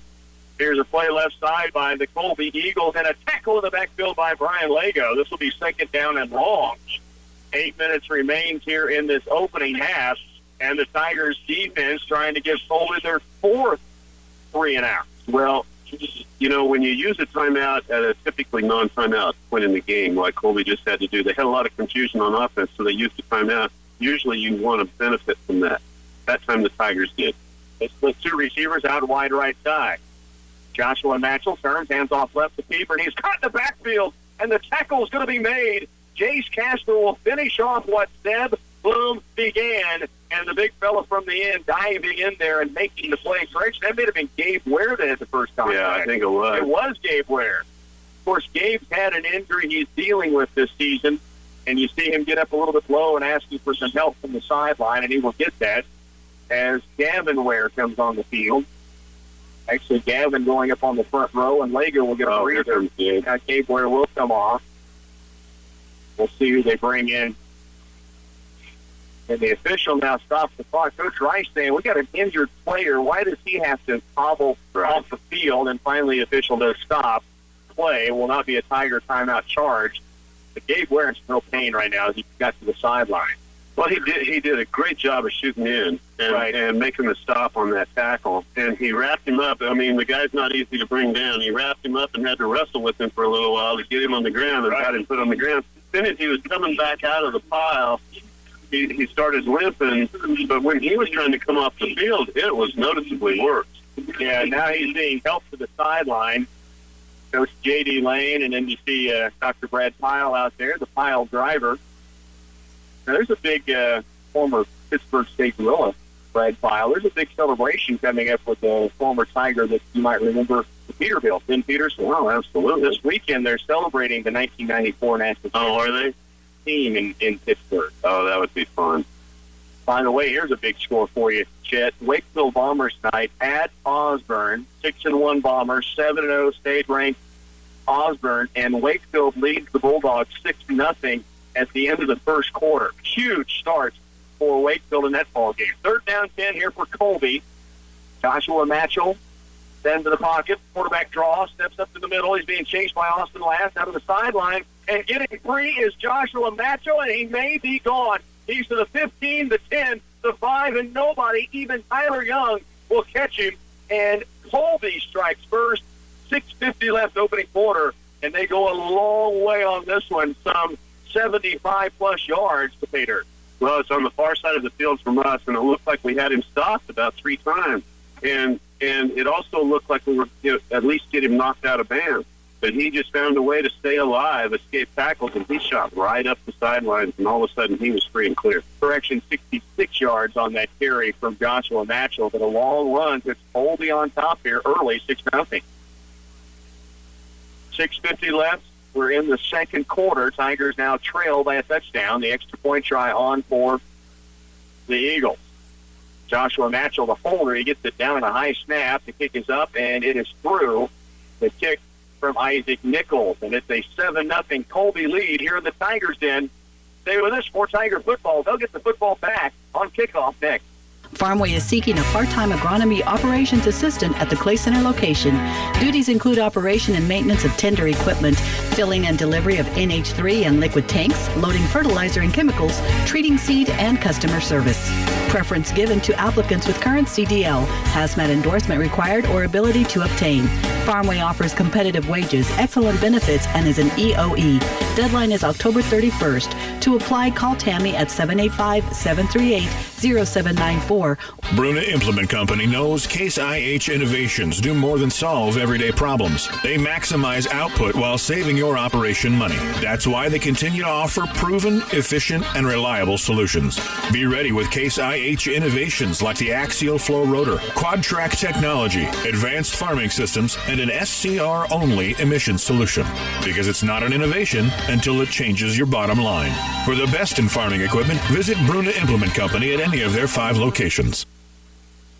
The Tigers, something they haven't had real problems with the last few weeks, and that's kind of missing a containment or an assignment, but they left an opportunity on the sideline that Joshua Matchell took care of. They had him kind of bottled up, and then the next thing you know, he breaks free on the sideline 66 yards later, and he's in. Here's the kickoff, downfield. Tyler Young will pick it up at his own 5-yard line. Return toward the middle.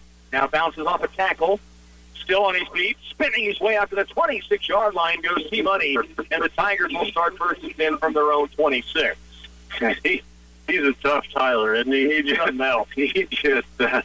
he doesn't stop bringing it, and he's so fun to watch. Not just his speed and his talent, but he's just not afraid of anything, and he's probably the smallest one on the field. And not real healthy since the Chapman game on this season as well. He has now returned 4 kickoffs.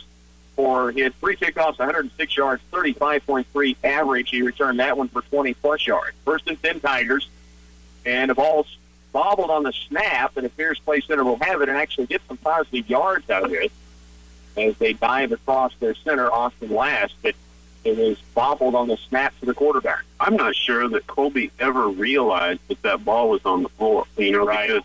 Because you can tell when the defense reacts, and usually there's several people that are trying to indicate it's going the other way. I don't think they ever even realized that the ball was fumbled. Cade Wallace back at quarterback for the Tigers. Second down, 8 yards to go. And they'll send Hunter Mullen to the left side. Short side right goes Balin Brumfield. Brumfield's had a pass catch earlier that completed a first down. Here's Hughes in motion, handoff up the middle, and short yardage, grinding yardage for Adam Ebert.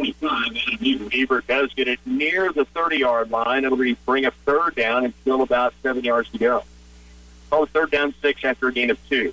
Adam Ebert had such a fantastic game last Friday at Goodland, and we're going to probably see a pretty heavy dose of him from now on the rest of this game as well. Gabe Ware came off defensively with an injured leg, and they're still working on him on the sideline. Right down below us, Dr. Brad Pyle working there. So third down, 6 yards to go. 5:24 left first half. Tigers trailing 7-0. Here's Wallace under center. Back to pass. Steps in the pocket. Has some time. Fires downfield for Hunter Mullen toward the sideline and overthrown. A defender right in the area. Wallace trying to loft it up there for Mullen to go make a play, but it carried out of bounds. So fourth down for the Tigers. Not a hint of wind for hunters or passers or anyone to deal with tonight. It is a bit balmy, in fact. Prancing could be something they may think about this evening because it's an odd humidity and warm air for this time of year. Don't normally need the pickle juice on October 24th. Fourth down and 6 to go. Grady Hamill inside his own 20 to punt it. Snap is on the money. Kick is away, and it's a line driver that's going to be caught by Matchell at his own 38-yard line. Shakes and bakes by one tackler. Now gets to the edge, trying to turn it upfield. He's to the 40-yard line of Clay Center. Ben Matchell, I tell you, I said he was kind of a bowling ball, but he's one of those guys that is built low and wide, but he can move, and his feet are quick. Yeah, he's a great athlete, and he's a really good football player. Sometimes you see athletes that aren't good football players, but he's a great football player. But the Tigers did a horrible job of tackling that time for as the well. Second time, really. Yeah. The Matchell run, Joshua, the quarterback for the TD, was a struggle too. Here is Joshua Matchell. He has one player in motion. He'll hand it off to Holzmeyer on an end around, and he's almost free. He takes it to the Tigers' 30-yard line. It'll be a gain of nearly 10. It may be enough for the first down. The official eyeballing it. They say, yes, it is 1st and 10. So right now, Colby's got some real momentum going their way. Adam Evert was the last line of defense there. He was able to wrap him up and knock him out of bounds. If he is not able to do that, it'll be a touchdown. Holzmeyer, who was the backup quarterback, he QB'd 2 different games for Colby. Had that last run. Now there's an end around to the right side, and a tackle made by Ricky Hughes, but not before Ben Matchell takes it inside Play Center's 25-yard line, a gain of 8 on the first down carry. And Colby right now has something working. They've had Ben Matchell kind of set the tone. Joshua Matchell with a long run, and now they're getting everybody kind of involved. Yeah, and that time they did something they hadn't really been doing much. As they're bringing the guy across, they cut him up the middle. Joshua Matchell to Ben Matchell. Now he's hit at the line of scrimmage, stood up and brought down. So a nice job of the Tigers defense. The core down inside, Lego, Austin Last, all those on the play initially, and then getting help to stop. It'll be 3rd down and 3. Well, and this will be 4-down situation without a doubt for Colby, but it's 3rd and 3 from inside the 25-yard line at about the 22. So the Tigers need to just bow their necks and make a stop on 2 downs here. 3:53 to work. 3rd down, 3 yards to go. Josh Matchell under center. He will pitch it out right side. Cut against the grain by the big fella in the backfield. Ricky Hughes trying to bring down the ball carrier and finally wrestles him down at the 5-yard line. The carry from Matthew Pieper. So you've seen Holzmeyer, Pieper, Matchell all getting the football and all having success right now. Well, and you were talking about the big bubbas that Colby has on that line of scrimmage, and I've been watching the line of scrimmage play on the last few snaps, and that's where it's all starting. We're getting beat right now at the line of scrimmage, and big runs for Colby. So you see Matchell going in under center. 1st down and goal to 5. Handoff left side. This is Holzmeyer. He's banged initially at the line of scrimmage. Falls forward for maybe a yard. Hit initially in there by looks like Jace Casper and Zeb Bloom, and then Hunter Mullen in on the play. It'll be 2nd down and goal at the 4. Gain of 1.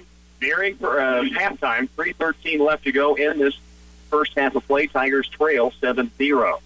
And Colby threatening again. I would always play everything honest just because you have to, but I would be shocked if they did anything very fancy here. I think they're just going to come try to hit us in the mouth.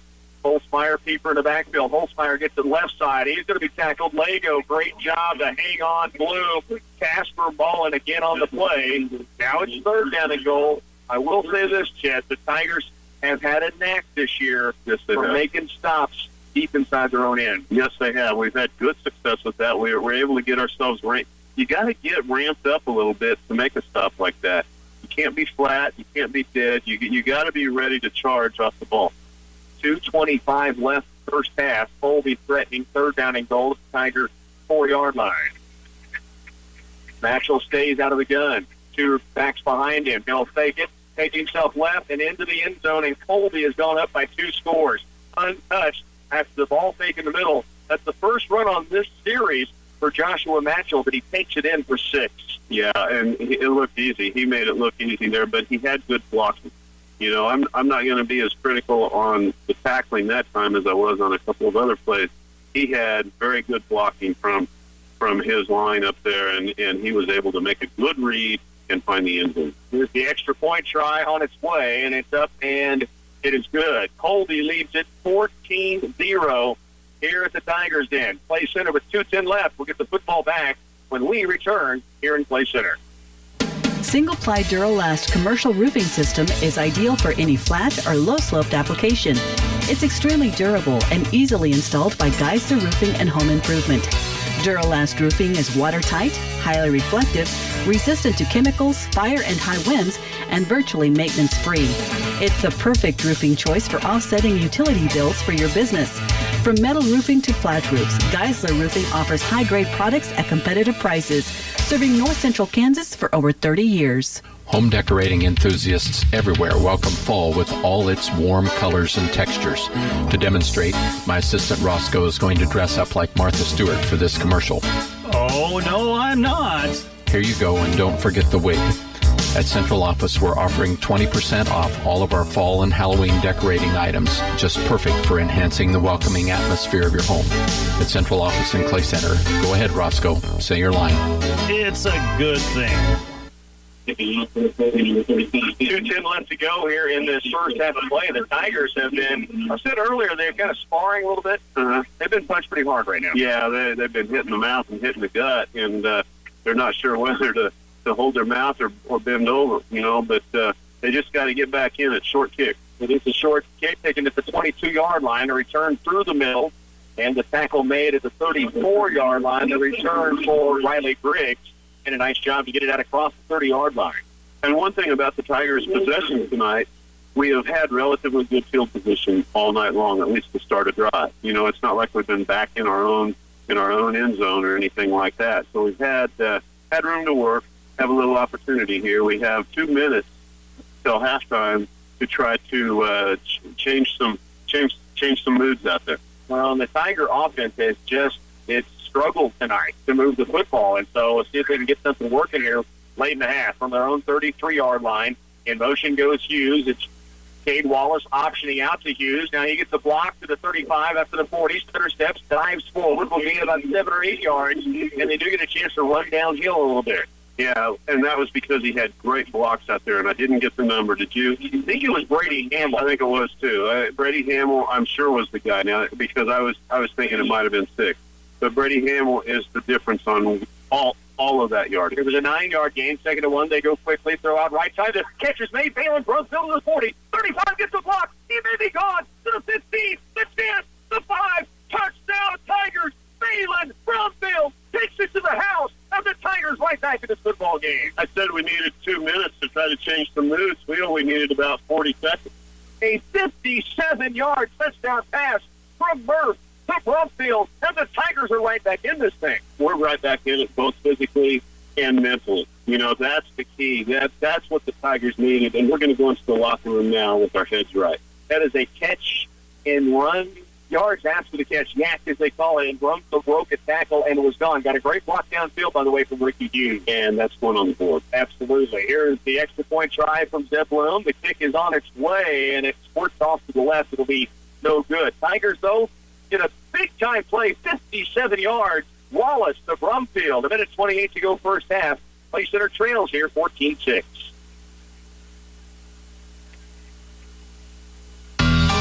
Sharpen your axe, boys. The weeds are out of control. Before those weeds grow to be the size of trees, talk with Brent, Alan, Darren, Kent, or Mike Green at Wilbur Ellis and Reed Seed Sales about a plan to stop them. Sharpen is the herbicide they recommend to cut that weed problem down to size. If the weeds in your wheat field are growing like, well, weeds, then see the crop advisors at Wilbur Ellis and Reed Seed Sales. From peanut butter to boxed dinners, snack items, canned goods, and more, the variety of the Wow Bins at Ray's Apple Market is always changing and offers you more savings. You'll find over a dozen Wow Bins throughout the store that features your favorite brands, private labels, and new food items to try. Shop every week to find great values and stock up on pantry items your family enjoys. Ray's Apple Market is glad to provide customers with quality choices to feed your family while saving you more money. The Tigers strike quick. 2:10 left when they took that football back over, down 14-0, and a big-time play from Cade Wallace and a bigger-time play from Balin Brumfield after the catch to break the tackle and get to the house, and the Tigers are right back in at 14-6. Tasty pastry kickoff is boom downfield by Bloom, picked up at the 70-yard line on the return, and a smash on the tackle. Chase Casper the Freak knocks the ball carrier backwards. The return that time for Colby, taken back by Chevin Martin, and he was shoved the other direction by Chase Casper. That's going on the board as a candidate. I've got several to catch up here. Big block by Ricky Hughes downfield, that last play on the Brumfield touchdown certainly will be in the mix in this one. 1:21 left. Now Colby with the football. The Tiger defense, who had 3 early 3-and-outs on D against Colby, now needs something big defensively to happen. They take it left, move it right. Ball carried by Pieper. They'll be tackled by Hunter Mullen as he gets out to the 25-yard line. A good gain of about 7 on the first down carry. 1:09 left in the half. The Tigers trail here, 14-6. So Hunter Mullen, the tackle. Colby with the football. They'll send the receiver, one to the left side, the wide side of the field, two to the short side right. Quarterback draw, nearly got in the backfield. Now Brady Hamill will make the tackle, and driven backward is Joshua Matchell as he's knocked out of bounds. 42 seconds left. Brian Lago will not get the tackle, Chet, but he caused Matchell to have to go somewhere else, and he ran right into the hammerhead. Yeah, he started the Tiger defense on that play, and the Tiger defense finished on that play with a gang tackle on the sidelines with 5 other guys. 23 seconds now left, and Colby may be pretty content just to get to halftime with a 14-6 lead. Did you see that go flying by? That big momentum just went whooshing by in the air, and that's a big key for the Tigers. 10 seconds left, and Colby will run a play. Here's the snap. Handoff left side. A penalty flag is down. The carry by Holtzmeyer trying to get out around the corner. Good yardage downfield after the 40, but that'll be the end of the half. There is a penalty down, so let's see what that is before we close shop here in the first half. It appeared it would be against Colby, but let's make sure. It did appear that way. So we'll see the officials sort this out. So Todd Rice walking out to find out.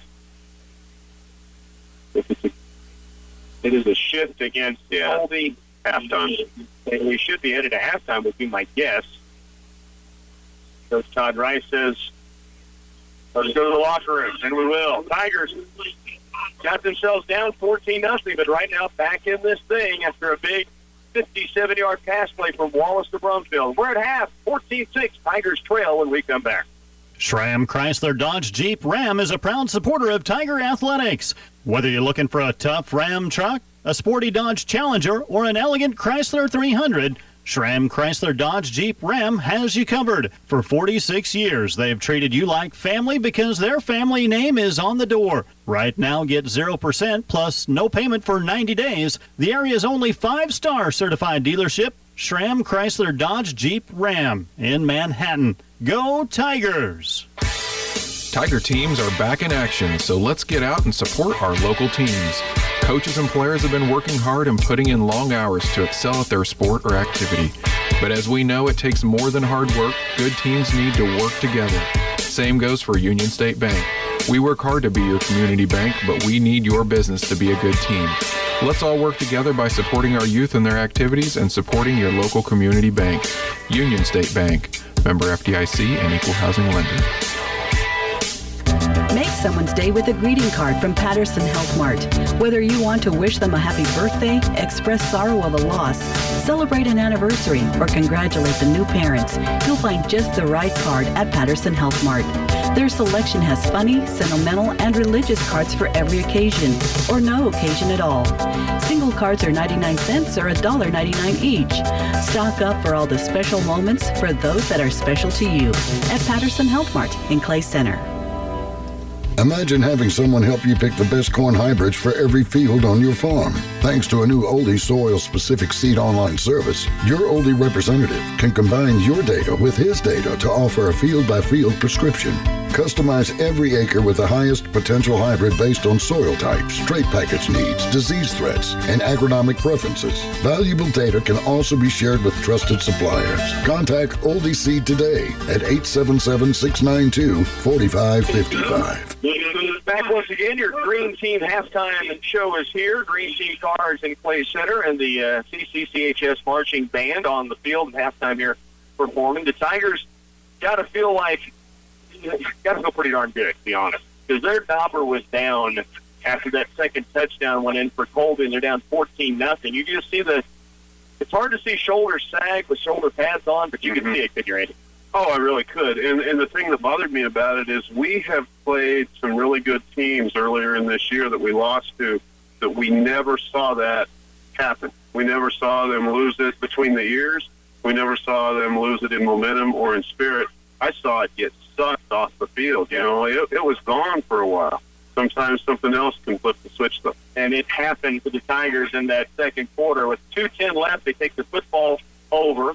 Riley Griggs has the short kick. He returns it out across the 30. Tigers, Ricky Hughes, 9-yard run, and all of a sudden, 57 yards later, And you know what?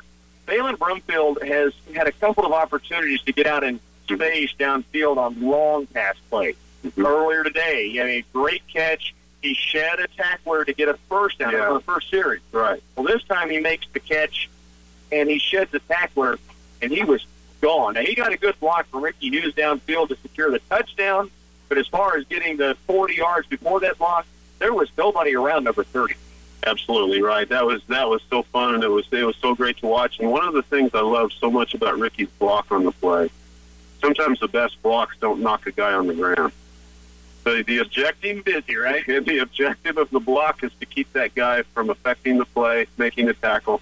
And Ricky got between him and Brumfield, and it was a touchdown all the way. It reminded me an awful lot of Gronkowski's touchdowns last week on the pass from Waters, and there was Curry Sexton downfield, and he didn't make a pan fake or didn't even make a hit, but he sure kept the guy away from Gronkowski without getting a flag drawn, and that's what Ricky Hughes did. You don't have to make a hit. You just have to make a difference. That's right. And that was a difference maker. And what a difference maker overall to get that score. And now you're down by one touchdown. Instead of with a goose egg and then, again, deflated going to the locker room. You go in now thinking, hey, this is our game to go get now. Your speech, if you're a coach, or all the coaches are going to end up making their talks to their different players, it just changed. That touchdown changed your message, what you have to say, and how you coach the halftime. It changed it a lot. I agree. The Tigers down 14-6, week 2 of district play. I have some scores to report. I'll get those to you when we come back on your Green Team Cars halftime show. I love the bacon on this Subway sandwich. I love bacon so much. I'm launching a line of bacon jewelry. See? Been done before. But have you smelled bacon perfume? Sorry, that's my bacon sensing helmet. Detects bacon in a 30-mile radius. Well, have you met my husband? He's a bacon baron. Pleasure to meet you. He gave me this bacon bouquet. Wow, that smells really good. Everyone loves bacon at Subway. Add crispy bacon goodness to your favorite sandwich or try it on the chicken and bacon ranch melt or the steak and bacon melt on freshly baked bread. Subway, eat fresh. A Ford-certified pre-owned vehicle is the way to go, especially for value-conscious people. And at Hanson Ford and Clay Center, they have a good selection to choose from. Get 2.9% APR for up to 60 months, available on eligible pre-owned Ford and Mercury vehicles. Rates available only through Ford Credit. In addition, all contracts are subject to credit approval as determined by Ford Credit. Don't wait, the best ones go fast at Hanson Ford and Clay Center. Save big now at Twin Valley's Autumn Savings Event. Sign up today and get $100 signing bonus and unlimited data. And for an added bonus, get free activation from October 27th through November 1st. You can keep your current number, and it's easy to switch to get all your services on one bill. Offer only available for a limited time and certain restrictions apply. Stop at either Twin Valley office in Meltonville or Clay Center to save big at our Autumn Savings Event. Don't wait to grab a great deal. At Central Valley Ag, we're growing agriculture together. Our agronomy division incorporates the latest technologies to support and strengthen your on-the-farm success. We continuously invest in state-of-the-art equipment to expand capacity and maximize efficiency in supplying your operation. Central Valley Ag is committed to serving the needs of our Nebraska and Kansas customers through dedicated professionals providing innovative solutions that grow value. Stop by a Central Valley Ag location today. Learn more about how we're growing agriculture together. Back once again in the Den, your Green Team Cars halftime show, and I know Bill Rice had a chance to visit with him this morning as we talked Green Team for just a little bit, and he has got some really exciting stuff going on right now with some cars that he's gotten in, some SUVs he's mentioned over and over again. If you're wanting something 4x4, I know it's 80-some degrees. Everybody's sweating right now on a late October day, but snowfall won't be that far down the road. We know that. 4x4 SUVs, he says, this is the time to come check out what they have. Absolutely. Well, one time, we got to keep this on the Green Team. A few years ago, I realized we had 5 vehicles in our family, and all 5 were four-wheel drives at that time. So you need them all times of year. Absolutely. And so I was out there today, and they've got some good stuff going on. They've got some fun stuff. Yeah, he's really excited, wants to have everybody stop in, and as he said, the Royals are going. He's a big baseball fan. It's still football season. He's a sports fan. Yeah, that's what it comes down to. But he was talking about meeting Jerry Rice in an elevator. And he said he was surprised at how he was not a very big guy. Yeah. He looks small in the field. Sometimes you see the football player in person, and they're much bigger. He said he just wasn't a big guy at all. But he said he was. He let Jerry know he was planning to get a jersey for his son. He had the last name. Oh, yeah. Jerry was, I'm sure, very excited about that. Jerry didn't say, hey, give me your number, and I'll have my people send you one. I think that's what Bill was alluding to. Uh-huh. Yeah. You know, it's always worth a try. 14-6 Tigers do trail here at the half. We're going to come back and look at some of your first half statistics in this football game. Tigers down by 1 score when we return. Hey folks, it's Marty at Bud's Tire Service. Old Man Winter is just around the corner, and Bud's Tire is here to help get your vehicle through the harsh winter months ahead. From tires to alignment to oil changes and coolant changes, transmissions and engines, we can do it all.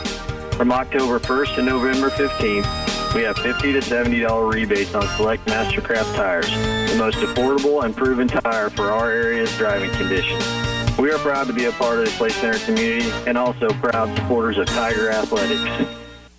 Hey Tiger fans, the lights are on, the team is ready, and the coaching staff has put together a successful game plan for tonight's game. Have you thought about your insurance game plan? This is Jim Gearhan with Farmers Union Insurance. Let us help put together a game plan for all your insurance needs. We cover everything from cars, trucks, boats, and motorcycles to homes, combines, and businesses. We can even help insure your retirement.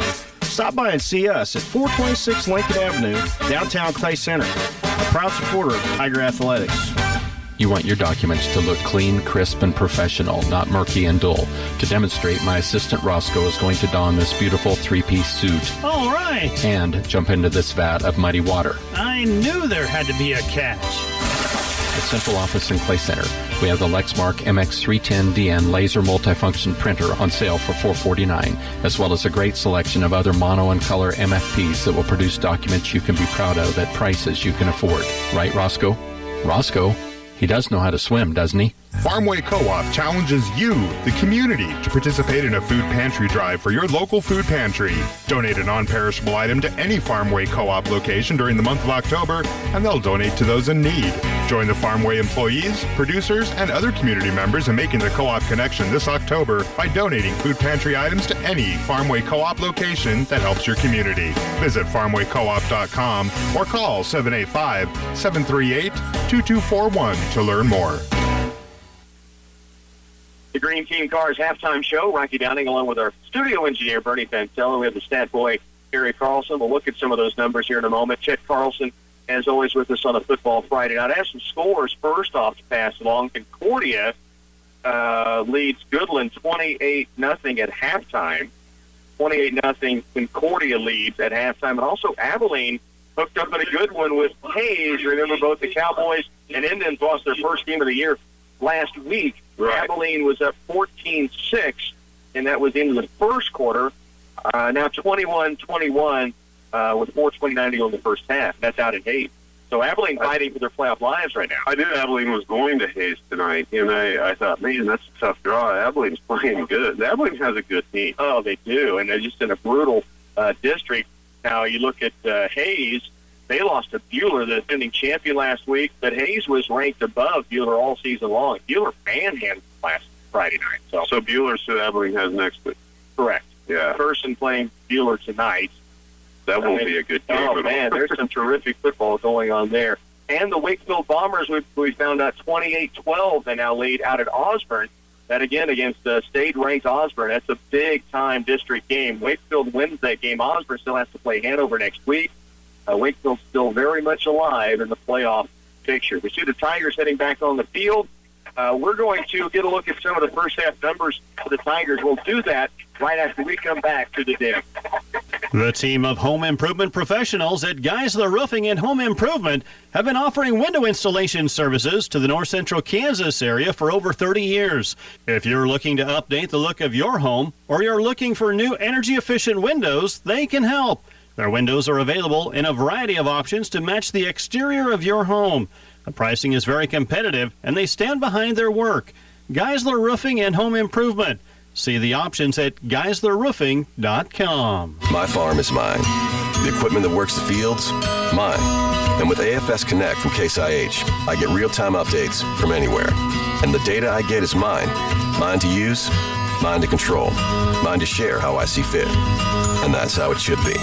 Because when I bought my equipment, I didn't sell my data. AFS Connect, only from Case IH. Learn more at caseih.com/AFS Connect. For the best in farming equipment, visit Bruna Implement Company at any of their 5 locations. Do you ever get tired of waiting for your monthly bank statements to show up in your mailbox? Sign up for our new e-statements at Union State Bank and receive your monthly statement as soon as it's ready. With our new e-statements, you gain a more secure way of checking your monthly transactions and the added convenience of being able to check your statements anywhere that you have internet access. Plus, you'll be helping us to go green by processing less paper each month. Call or come in to our convenient locations to get signed up for e-statements today. Union State Bank, member FDIC, and equal housing lender.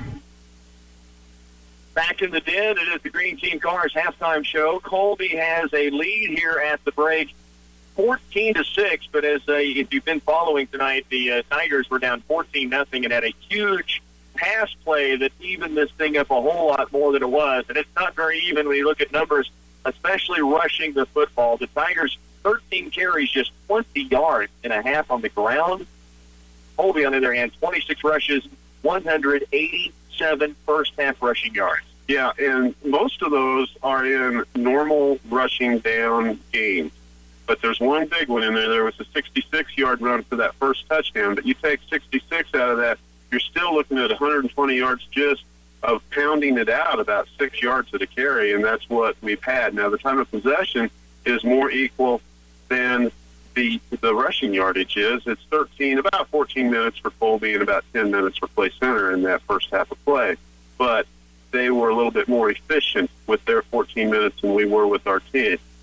However, we have a 57-yard pass play that came after all of those rushing yardage numbers that they have, and that has influenced a few things that give us a chance to come out and change the attitude in this third quarter of play. Well, you look at what Colby's defense was able to do. We mentioned the numbers, but momentum, we've mentioned that for a few times in this first half, and it switched sides. Old Uncle Mo doesn't know which side it's going to land on, I guess, just yet. But Colby had given the Tigers 4 3-and-outs in 5 possessions before. 2:10 left, and all of a sudden they break one free with Dalen Brumfield that touchdown catch. It was all a defensive slugfest is what it developed into. It started out in the game. Each offense looked like they could maybe get on track, but they really weren't able to. They'd each move the chains, then have to punt. But what happened then is it just settled into a little bit of defense, trade the ball a few times, and like you say, Colby put Clay Center in 4 out of 5 possessions right before the touchdown in a 3-and-out.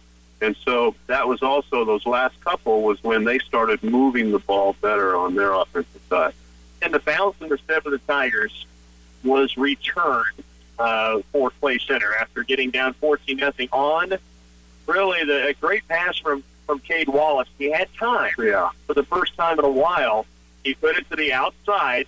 Dalen Brumfield caught, tucked, and then broke a tackle. And he had done that earlier in the ball game to get a first down. This time he broke that tackle and broke it off for a 57-yard touchdown. In so many areas of life, a second doesn't seem like very much time. But in Cade Wallace's life tonight, 1 second has been the difference in being put on the ground or being able to complete a 57-yard touchdown pass. We're almost to the second half. Your Green Team Cars halftime show about to wrap up. Tigers trail 14-6. They'll be kicking it away to begin the second half when we bring you back to the den. If you're a farmer, you're used to being at least one step ahead. You're always thinking about the next season and the supplies you'll need. Contact Wilbur Ellis and Reed Seed Cells to get ready for the next wheat crop. They'll have plenty of starter fertilizer on hand for all their customers, so give them a call today and place your order. Talk with Brent, Alan, Darren, Kent, or Mike Green. Whether you want liquid or dry starter fertilizer, Wilbur Ellis and Reed Seed Cells is the place to go. A familiar face and a friendly smile. the Citizens National Bank. You use your smartphone to connect with friends, play games, and more. Why not bank on it? The Citizens National Bank mobile banking is fast, easy, and a secure way to stay on top of your finances wherever you are. Check your balances, find ATMs, pay bills, transfer funds, and make deposits. It's easy and available at no charge from the Citizens National Bank. Member FDIC. Mobile deposits are subject to approval. Message and data rates may apply. Back once again in the den. Want to remind you, coming up tomorrow, huge day on tap for a lot of people in the area. It's the high school cross-country regional championships that will be taking place. We'll have reports from 1A, 2A, 3A, 4A in our KCOY community schools. Sub-state volleyball. We were talking in pregame tonight, Flip and I, about the number of state-ranked teams we get a chance to report on, and I get a chance to go tomorrow and follow the Lady Tigers in volleyball as they open up at Chapman. Their first serve at 2 p.m. We'll have K-State homecoming in Texas up until it's time for that first serve, by the way. You and I have to separate tomorrow. I'll go represent us at Snyder. Perfect. You go represent us at Clay Center Volleyball. It is a deal, and we're glad both to do both of those jobs. Tigers here hoping to get a job done in the second half and keep themselves in a position for the postseason push. They trail 14-6. Second half, tasty pastry kickoff from Deb Bloom is a line driver. It's going to be taken by an up back at about the 15-yard line. Return from left all the way to the right side of the field, and now some blocks to run through, and eventually tackle made out around the 40-yard line. Is that laundry out there, or is that something else? I don't see a flag anywhere. Peyton Lane was in on that tackle. It looked like Gavin Ware might have been there as well, but I do not see a flag anywhere. Okay. Well, I thought the return man for Colby had a seam over there. He took it from about the left hash over here all the way to the far side, and I saw a seam open up, and whoever got that closed, thank you. Here is a handoff right side. This is Ben Matchell getting to the outside to the sideline. He's going to be caught, tackled by Ricky Hughes. And the Tigers are going to play the second half without the hick to the sticks, Chet. That's the first thing to let everybody know. Gabe Ware on the sideline, on the bench, shoulder pads off, and he's got ice on that left leg. So that is a huge loss for the Tigers on both sides of the field. T-Money, Tyler Young, having his right foot worked on. So we've got a little bit of a patchwork defense going right now. Brady Milliken in a corner for the Tigers. And we'll see who's in it. The linebacker position, the carry right up through the middle for the Colby Eagles on 1st and 10. We'll take it to Clay Center's 47-yard line. It'll be a gain of about 4. And that's not just losing 2 guys out of 11 there. I mean, that's 2 playmakers. That's a couple of playmakers, and they play a lot, not just on both sides of the ball, but on special teams. We do have Adam Ebert in at linebacker, Hunter Mullen up there, Jace Casper, Brady Hamill. So Ebert in the place of Gabe Ware. Second down 7. It was a gain of 3. Handoff left side now. And diving tackle from Seth Bloom in the open field. Holzmeyer looked like he had some room to run. Randy, and Seth Bloom came out of nowhere. He really did. And I don't know how many times in the last 4 weeks we've seen number 44 and number 6 share a tackle. That was mostly Zeb Bloom. Brady Hamill came in to help at the end, but those two have combined tag team on tackles all season long, and Zeb played very aggressively that time. We need to see that aggressive defensive play out of all the Tigers. Matchell from the shotgun. He will counterplay it right to Ben Matchell. He is going to get by a tackler. He'll be tackled by Adam Ebert, but downfield at the Clay Center Tigers 35. This will be 1st and 10 for Colby, and their opening possession, Chet. They haven't even gone 2 minutes. 1:45 into the second half, and they have it at Clay Center's 35-yard line. That's kind of a combination of some old school play there, so almost a crossbuck, you know, but it's kind of a counter that has some of that crossbuck look, but it had great block. Here's Matchell, this time handed off outside to Ben Matchell, and he breaks a tackle to the open field, being chased by Ebert and Milliken, and Matchell is in. And Colby comes out and strikes first here in this second half. They're going to go up by a couple of scores again, 20-6 with the point after coming. Well, you talked about how he's almost a bowling ball type physique. Don't think he's not fast. Oh, man. He put distance between himself and the black jerseys in a hurry there.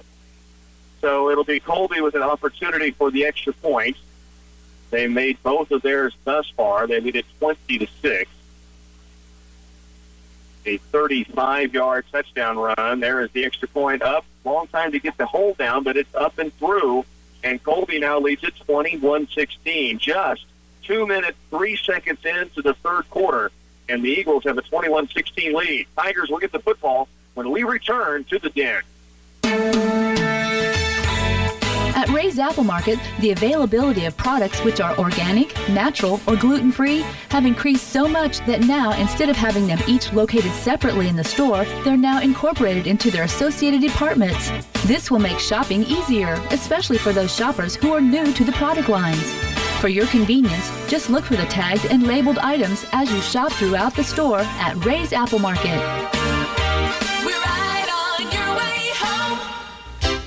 Printing pictures from your smartphone or tablet is easy with the new photo machine at Patterson Health Mart Pharmacy and Radio Shack. The new technology of this photo machine lets you print directly from Facebook, along with your camera card or USB drive. The result is a vibrant, excellent quality print in a variety of sizes, ready to share or frame. Get those pictures off your smartphone or tablet with the new photo machine at Patterson Health Mart Pharmacy and Radio Shack in Clay Center. 9:57 to work here in the third quarter, and Colby's struck early in the second half. They lead at 21-6, a 35-yard run from Ben Matchell. There's a short kick that bounces 30 and will slide out of bounds. And so a penalty on the play. Adam Ebert smartly letting that go out of play as he saw it on the sideline. Tigers will take over on the 35-yard line as a result of that kick out of bounds. People oftentimes forget there's really three options, right? When the ball's kicked out of bounds, it's just normally taken on the 35. So it'll be 1st and 10 Tigers from their own 35. And something you mentioned during the first half, Chet, is that the Tigers have had good field position tonight. Mm-hmm. They just haven't been able to cash it in very often. We've never had to start a possession back on our heels, back on the far end of the field. We've been out about a third of the way or so into the field. We've done most of our work between the 30s, between the 35. But the officials have to talk about something here. Officials have talked for quite some time. And it is they say it was tipped by an up back to the Tigers. I think that's going to be the call. It really isn't much difference. It's 3 yards difference. They're going to mark this at the 32. Well, I saw him go up. I saw him jump, and I thought, oh, the ball must have cleared his fingers. So it was Gavin Seabold who went up because the ball's loose. It's a bounce. He went up to go after it and must have made contact. So instead of at the 35, Placer will start from their own 32. Saw Coach J.D. Lane asking for a ruling, and then after he got it, he gave a big pat on the back to the sideline officials. And okay, I understand now. Either way, it's a live ball until it goes out of bounds. Correct. Yeah. So they will say it's down because it was touched there initially. And then now the official's still talking this over. We're saying, wait a minute. He has an idea on what marked it where he touched it. That's where it was touched at. Which is not right. Because it's a live ball. It would be Clay Center's ball where it went out of bounds. It would be. And I think they're going to correct this. But you're right. If it was touched, which we sure couldn't tell from up here, but they must have noticed it getting moved in a different direction, then it's a live ball. He was going up to try to get it, and his job is to protect the possession of the ball there. Now, on a punt, it's the same situation, unless the defense touches it. Right. So, nonetheless, if it had gone out of bounds without being touched by Clay Center, it'd be up on the 35. Correct. But we think they're saying Clay Center touched it. I think they're just marking it in the wrong place right now. And there's 3 officials right by the Tiger huddle. Stat Boy thinks it needs to be on about the 25. And I think that's probably the correct call. And they are taking a long time to decide on this. Well, it's not like anything we watch on TV where by now we would have seen it 30 times, and we could tell exactly which blade of grass it should be on. They're going, okay, where was that? Yeah, because nobody marked it where it went out of bounds. No. And so that becomes a real difficult call. I think they did, but they picked it up. And so if nothing's there, do they guess at it? Do they leave it where it's at? You can't re-kick it. That's a good question. We need our officiating friends to know what the default is when you fail to do something. Yeah. But I mean, we're dealing with the difference of about 7 to 10 yards one way or the other. It would be better for the Tigers if it's marked outside the 30, but it's not the end of the world if it's back around the 20. So I think they're going to just go with it on the 32 and say, let's move. Well, they're going to both sidelines, although the Whitehat's coming to the Tiger sideline to explain it. Sometimes that means it's going to be the worst of the options is going against play center. Sometimes that means I'm going to explain it to you, Coach, before I go up and move it and you get real mad. Right. You can get mad now. Here's the deal, so just hang tight. Cade Wallace, Murph, hanging out with the officials around the football, and he did an explanation. He may lobby this where they meet again. No, and Cade. We might have to change his name to Luke Schlegel. He'd have been up there telling them where it needed to be. Well, or Matt Martin. I know Cade's just a sophomore, but Luke and Matt Martin both would have been there a long time ago. Right. It wouldn't have taken this long to get in the mix. They'd have been in the official tunnel. But, I brought them up on purpose because they're similar type personalities on the football field. And now they are going to move this football back, as we thought they probably were going to. And so instead of at the 35-yard line, play center will start from their own 25-yard line. And Stat Boy nailed it to the perfect spot. He had it called, didn't he? He had it called all along. He's saying, I'm sorry it took the officials so long to catch up with me. 25-yard line is still not bad field position. So the Tigers will have the football. Just under 2 minutes to go, third quarter. They trail now 21-6. Cade Wallace, right side, handoff. Adam Ebert has some room to run. Slides by a tackler, a spin move. They'll take it 15 yards. Out to the 41 goes Adam Ebert, and the Tigers have first and 10. And that got some reaction from the Tiger fans, but the biggest clapping came from number 28, sitting down here on the bench with a doctor working on his foot. I did have an official, by the way, get a hold of us, a friend of both of all three of ours. He said the White Hats should make a definitive decision and tell everyone that's the way it is. Yeah. He was wishy-washy. We would have been playing a long time ago, wouldn't we? Yeah. First down and 10, Tigers. In motion goes Hughes. Handoff underneath. Again, this is going to be given away to Adam Ebert. And Adam running hard again. He had a big game last week, 100-plus yards on the ground. And the Tigers have some offense working early. Maybe some blocking schemes, some holes or gaps they were trying to get covered up, figured out at halftime. The official on this side, the side official on our side over here, he does a lot of his signaling with both arms up in the air. A little different than a lot of them do, which is fine when we're out here at the 50. But when it was goal to go at the 3, and every play he was doing that, I thought he was motioning touchdown. Cade Wallace under center, second down short for the Tigers, nearing midfield. Ball snap count. Wallace turns left side now. Ebert met immediately. He may have gotten a yard. That will be all. He'll be near the 50-yard line. It'll be third down and short. Well, I think the spot is just past the 50. We have very short, right? A short yard. A short yard. 8:36 to work. It is a halftime score. Wakefield and Osborne now 28-26. Bombers lead. That's at the half in Osborne. So I'll tell you right now that unless we lose a bunch of yards or have a penalty on this play, this will not be our last play from scrimmage on race possession. Agreed. Third down inches for the Tigers. Mullen goes wide left. Cade Wallace in under center. Third down, very short. In motion goes Hughes. Handoff, no, it's going to be Wallace keeping it and diving forward. First and 10 Tigers. They get it into Colby territory at their 47-yard line. Murph takes it left side and dives forward for the first down.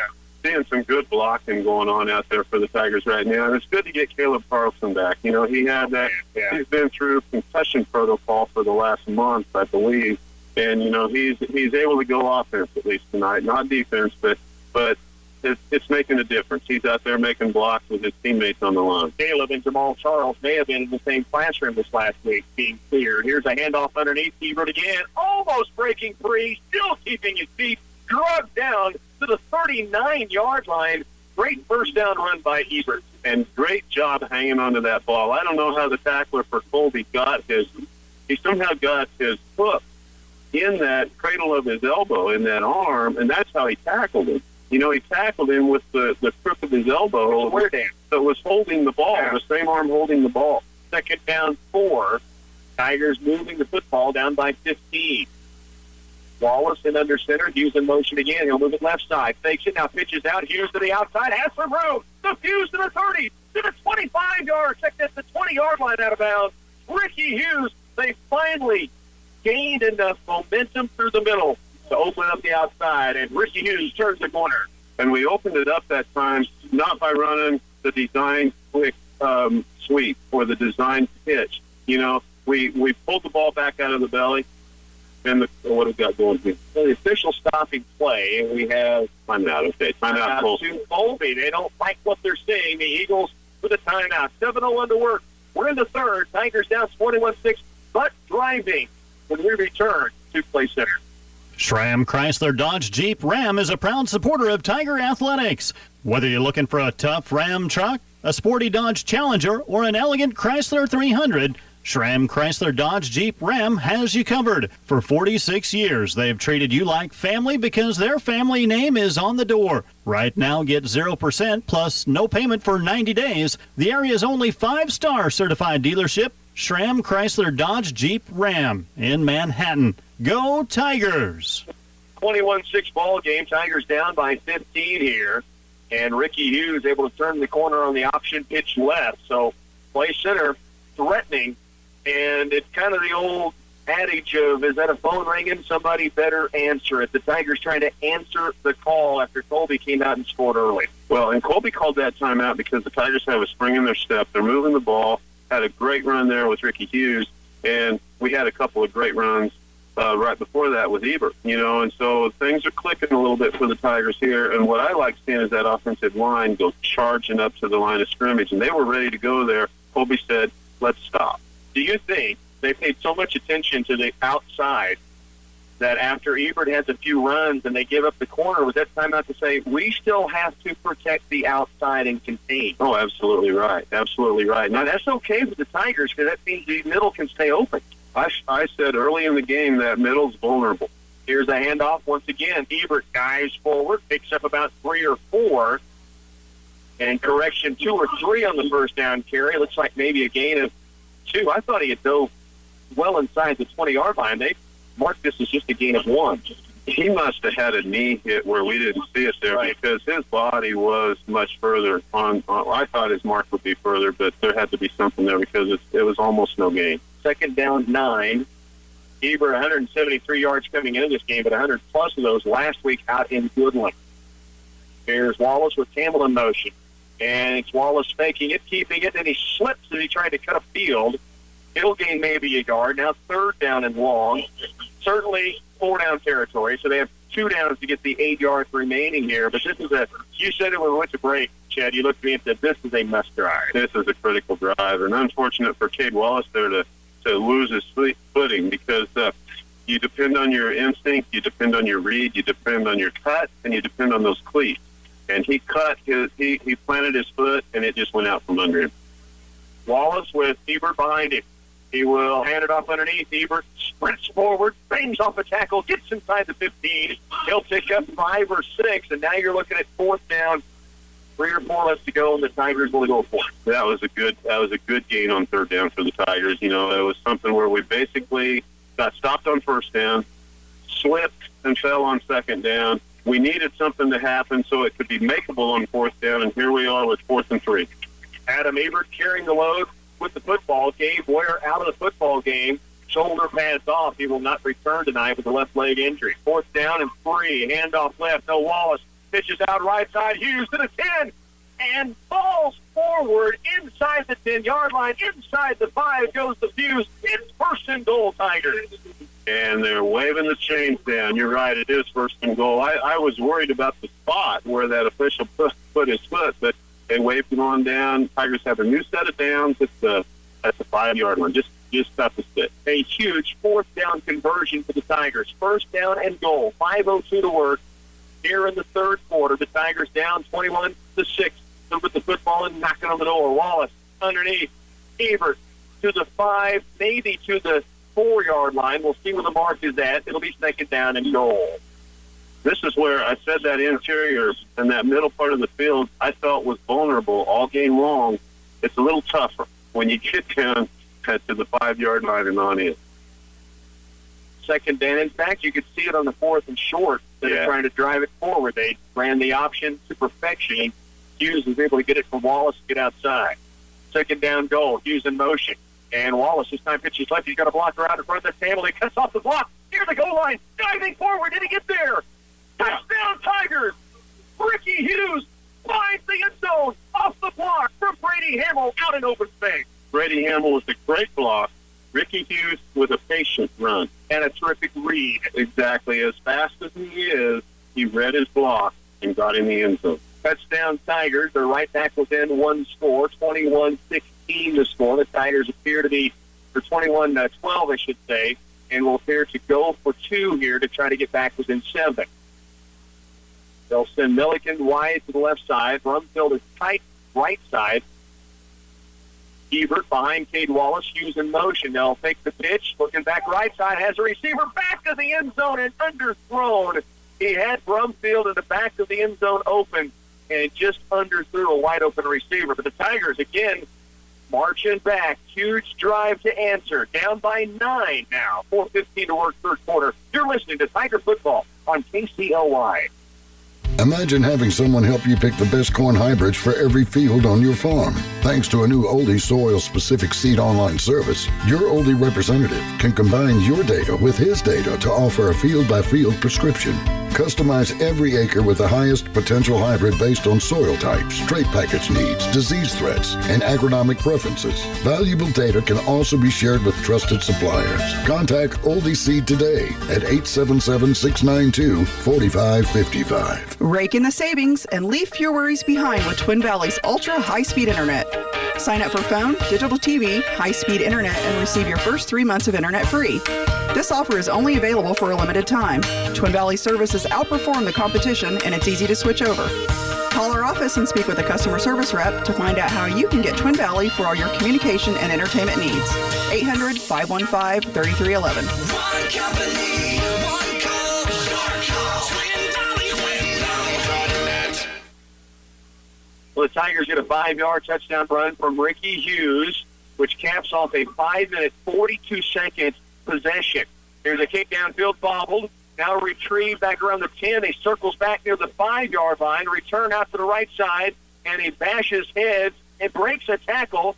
Now Peyton Lane takes him down after the initial break of the first wave that came through. A couple of guys that almost had him. Milliken was there, Loader was in the area, and then Peyton Lane finally slowed down the return man. And, we don't see this guy a lot on the offensive side of the football in Chevin Martin, but he's an impressive return guy for Colby. He really is, and he's a hard runner too. I mean, he looked like Ben Matchell on that run, where I mean, similar size even. And the Tiger tacklers are making solid contact, but not wrapping him up and just kind of bouncing off. So the Tigers defensively now need a stop. They trail 21-12.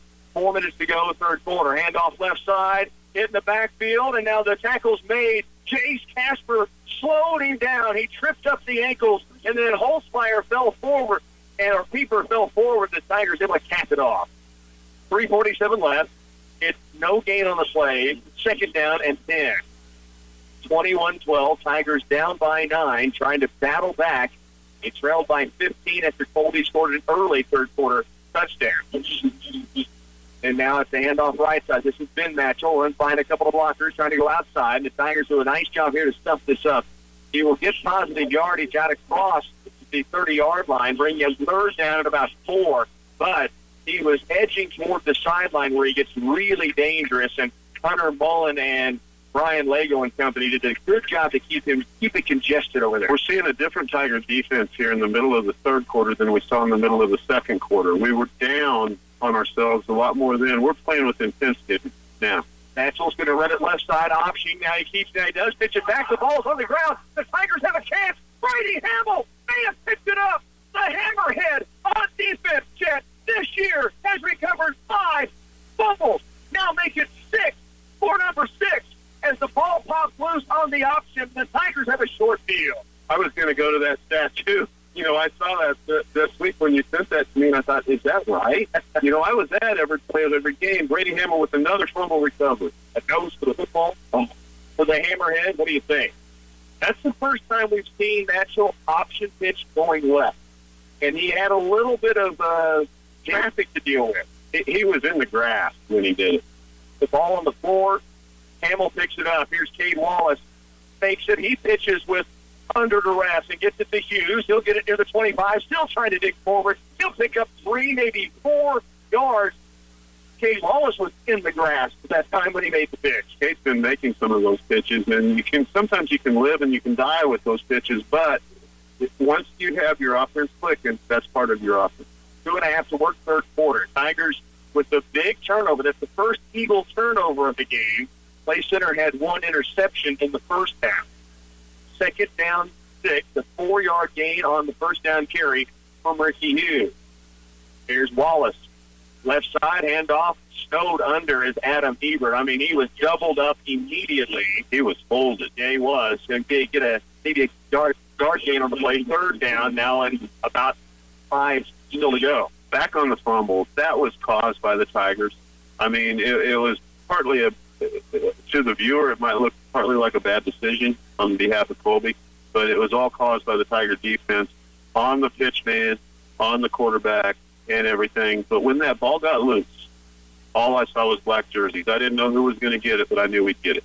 And I'm going to back up what everybody could say with me, I think. Assignment sound is what made that happen for the Tigers. Here is third down 5. Pitch out left side for Hughes, looking for some blocks. Now he gets out to the corner, turns it upfield, and will squirt forward for the first down. The Hughes, it appears, has gotten inside the 20. That'll be 1st and 10 Tigers. Well, all night long we've been watching guys with strong legs get on that far sideline and break tackles and pick up more yards, but it's usually been the other team. That time it was us. Ricky, I thought he was stopped short of the first down. He broke through that and shot up that sideline, picked up the first down. Right at the 20-yard line. Play Center trailing by 9, and then it's 21 to work. Offensive line set to go. Caleb Carlson back in there. Dylan Carlson, Austin Last, Evan Stanley, Parker Folks. Here's a handoff up the middle, and Ebert breaks up the tackle. Now spins off one. He's in the open field. Adam Ebert is in. Touchdown, Tigers. Ebert finds the zone as he spins off the tackle to the left side, and it's touchdown, Tigers. They're within 3. I don't know how many tackles Adam Ebert broke in there, but 3 or 4 tackles he broke. I mean, he had some blocking to get started there, and then he did a lot of that on his own. He has mastered at an early portion of his career in high school that spin move. He bounces off the tackle, and he can spin either right or left. We saw it last week. We saw it again here. The guy to the end zone. So now we're looking at a 21-18 game for the Tigers, and so it's kind of a weird difference in points. We're going to go for 2 here. They will line up for 2. Brumfield wide left, Mullen to the right side. In motion goes Hughes. They'll pitch it out right. Here's Ricky Hughes. Cuts against the grain. Nowhere to go. He's in trouble. And still on his feet. Finally brought down by a bunch of Eagles. They'll lose yardage on the extra point try. But the Tigers get the turnover. They get the touchdown. They're within 3. There's still 1:12 to go here in the third quarter when we come back. Hey folks, it's Marty at Bud's Tire Service. Old Man Winter is just around the corner, and Bud's Tire is here to help get your vehicle through the harsh winter months ahead. From tires to alignment to oil changes and coolant changes, transmissions and engines, we can do it all. From October 1st to November 15th, we have $50 to $70 rebates on select Mastercraft tires, the most affordable and proven tire for our area's driving conditions. We are proud to be a part of the Clay Center community and also proud supporters of Tiger Athletics. Reduce costly irrigation downtime next season by preparing your center pivots, corners, and linears now. Your local Valley dealer has a preventative maintenance program that protects your investment through the cooler weather and makes sure your irrigation equipment is ready for the next growing season. Don't take a chance on your machines breaking down when your crops need water. Contact your local Valley dealer today about a preventative maintenance program. See Republican Valley Irrigation or call 632-5588. Well, Brady Hamill with the fumble recovery on the option pitch that hit the ground. And then the Tigers, a few plays later, get Adam Ebert a little bit of space. And, Chet, I'm telling you, that spin move he makes a thing of beauty right now. It really is. He's a hard runner. He's a fast runner, and he's fun to watch. Minute 12 to go, third quarter. Zeb Bloom, the tasty pastry kickoff. Line drive, squibber down the middle. Bounces, now rattles around, picks up at about the 12-yard line. Here's the return by Martin again, and he runs into Milliken, who stops him for a moment, and a host of Tigers over there to cover up the rest of the play. And Colby will take over from their own 20, just outside the 22-yard line, it looks like. Maybe right on the 20. I liked that squib kick from Zeb Bloom. That had some heat on it. It was low. It was hard to handle. They were not able to handle it clean on their end. They're good return people, and they have a good return game. So you want them to be slow on getting that started. Minute 3 to go, third period. Tigers now down by just 3. Handoff left side. And the carry is going to go, and a tackle made by Austin Last helped finish it off. You see Brady Hamill, Lane Lively up in coverage there on the run from the safety position. We haven't mentioned Lane much tonight. He's kind of helping Ricky Hughes get some minutes spared as he's been on the field a lot. But Lane's really adjusted that safety. He really is. And Lane's the kind of guy that sees the field. He's able to read, and the safety lots of times has to read, whereas linebackers have to react. Matchell, right side handoff to Ben Matchell. He'll run into a crowd and will gain maybe a couple 3 yards. It'll be third down, 2 to go, 24 seconds left. I'll be surprised if Colby would want to run a play before getting to the fourth when they have the lead. We'll see what they do here, 17 to work with. We have a whole new ball game going on. Oh, man. It's taken life twice. First half down 14-0. It was almost dead. Now with 7, Colby's up on the line of scrimmage. They may run a play, and they will before the end of the third quarter. Handoff left side, and a first down carry. Holzmeyer takes it across the 40 as we head to the fourth period. 21-18. It's Colby by 3. When we come back, you're listening to Tiger Football on 100.9. It's game time at the Built Ford Tough Sales event going on now at Hanson Ford and Clay Center. It's time to save big on Ford F-Series, the best-selling trucks around and #1 in America for 37 straight years. Get huge cash rebates and super low financing offers. You'll score big on quality, selection, and value during the Built Ford Tough Sales event. Every Ford truck is made to tackle the toughest jobs while still letting you cruise in style and comfort. Take it in for a touchdown of savings at Hanson Ford and Clay Center. First comes love, then comes marriage, and then comes a home in Blueprints? Whether you're newly married or just looking to build the home you've always dreamt of, come see the lenders at United Bank and Trust. Making your plans a reality is their business. Whether it's new construction, refinancing, or everything in between, like new roofs or updating that shag carpet, United Bank and Trust is here to help you with quick loan decisions from a local lender you know and trust. United Bank and Trust. You bank, we deliver. Member FDIC. Equal housing lender.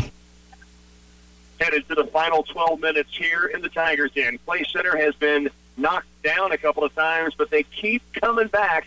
They're within 3. Colby has the football. Option play left. It's going to be Joshua Matchell keeping it. Caught in the backfield. Driven toward the sideline. A gain of a couple, but Jace Casper out there on the tackle after the running back Matchell had been slowed down by Hughes, Hamill, and Colvin Lafferty. Zeb Bloom up in the area stretching it out. I tell you what, and still Joshua Matchell escaped a lot of those tackles, and those are some pretty good tacklers out there. Jace Casper closed the deal, 2nd and long. 2nd down 9. Here's Joshua Matchell, handoff right side. This is Ben Matchell, and he's got a head of steam going, and this will be a carry almost to the first down, but there's a penalty flag behind the play. Appears it is holding already signaled. They'll bring this one back. It would have been 1st and 10, Jack. Yeah, these officials have worked with each other so long. They don't have to run over and talk to each other. They just give each other signals from 15 yards away. That's where we want it, and go with it. Austin Lasso, Wooly Bully up there on the defensive line. Made a good call this day. He said, yeah, we'll take it. You see? Immediately. Yeah, held the hand. Yeah, we'll take it. He didn't even have to think about it. Colby, is this second half numbers I'm looking at here? Penalties on the game. 3 penalties in the game, 20 yards worth thus far. 11:22 to work. This is a big-time penalty, too. Yeah. Because it goes from 1st and 10 at the Tiger 48 to 2nd down and 19 back at Colby's 31. Handoff left side. This is going to be Holzmeyer. Brought down in the backfield. The tackle made in the backfield by the hammerhead. Brady Hamill knocks him down for a loss. across it. Third down now and longer. Brady Hamill's been playing so good at that outside linebacker position, but J.D. Lane spent the entire break between quarters talking to Brady Hamill about how to fight off that block. We could tell the whole conversation from up here, and it looked like J.D. was in the game himself, you know? And that's exactly, Brady Hamill was not going to be denied on that play. Third down, 22 to go. Colby backed up now to their own 28-yard line. They haven't thrown it much. Matchell, this time, ball fakes it. He's rolling. He wants to throw. Pressure coming. Screen play set up right side. Catch is made. Tackle Tyler Young. And help coming also from Ricky Hughes, I believe, on the play. It will be a tackle well short of the first. They get some good yardage. But now 4th down and 8 to go at their own 41-yard line. Yeah, Parker Folks actually was dropped back on that play. He's the one who made the help with T-Money, who, by the way, Tyler Young just being on the field, we've seen the pain he is in. It is big time. 4th down, 8. Colby does line up to punt it. 10 minutes left to go in this game. Colby late substitution in as they didn't have the right personnel on the field. Now they do. The snap is a high, lofty one, but it's caught. The boot is an end-over-ender. It's going to bounce at the 30, and Hunter Mullen says, I'm not going to this week, Coach. Coach J.D. Lane right over by him. You can almost can't see his face. I almost think there was a little wink from Hunter over like, I had that. He thought about it, though. Almost identical, same location on the field as last week, and Hunter said, nope, we're going to let that one go there. Hunter is an exciting player, and, you know, he's going to come out good on those more often times than he'll come out bad. Right. So you never know what's going to happen. 1st and 10, Tigers start from their own 26-yard line. 9:44 now left in the game. Tigers got some offense working that last drive, and then the short field off the fumble. They've scored twice here in the second half. Hand off again to Adam Evers.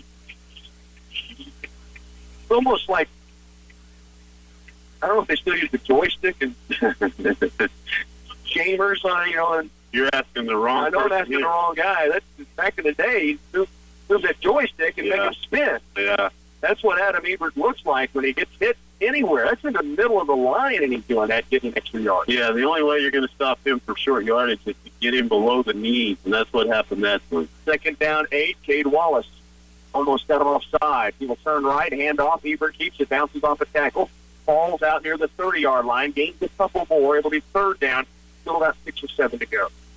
9 minutes left, 4th quarter. Tigers down 21-18, and they have battled back off the mat several times. When our wingback, Brady Hamill, went in motion that time, a guy on the right side of the defensive line for Colby moved. He got drawn, but he didn't go forward. He went more up, you know, and so people were wanting a call.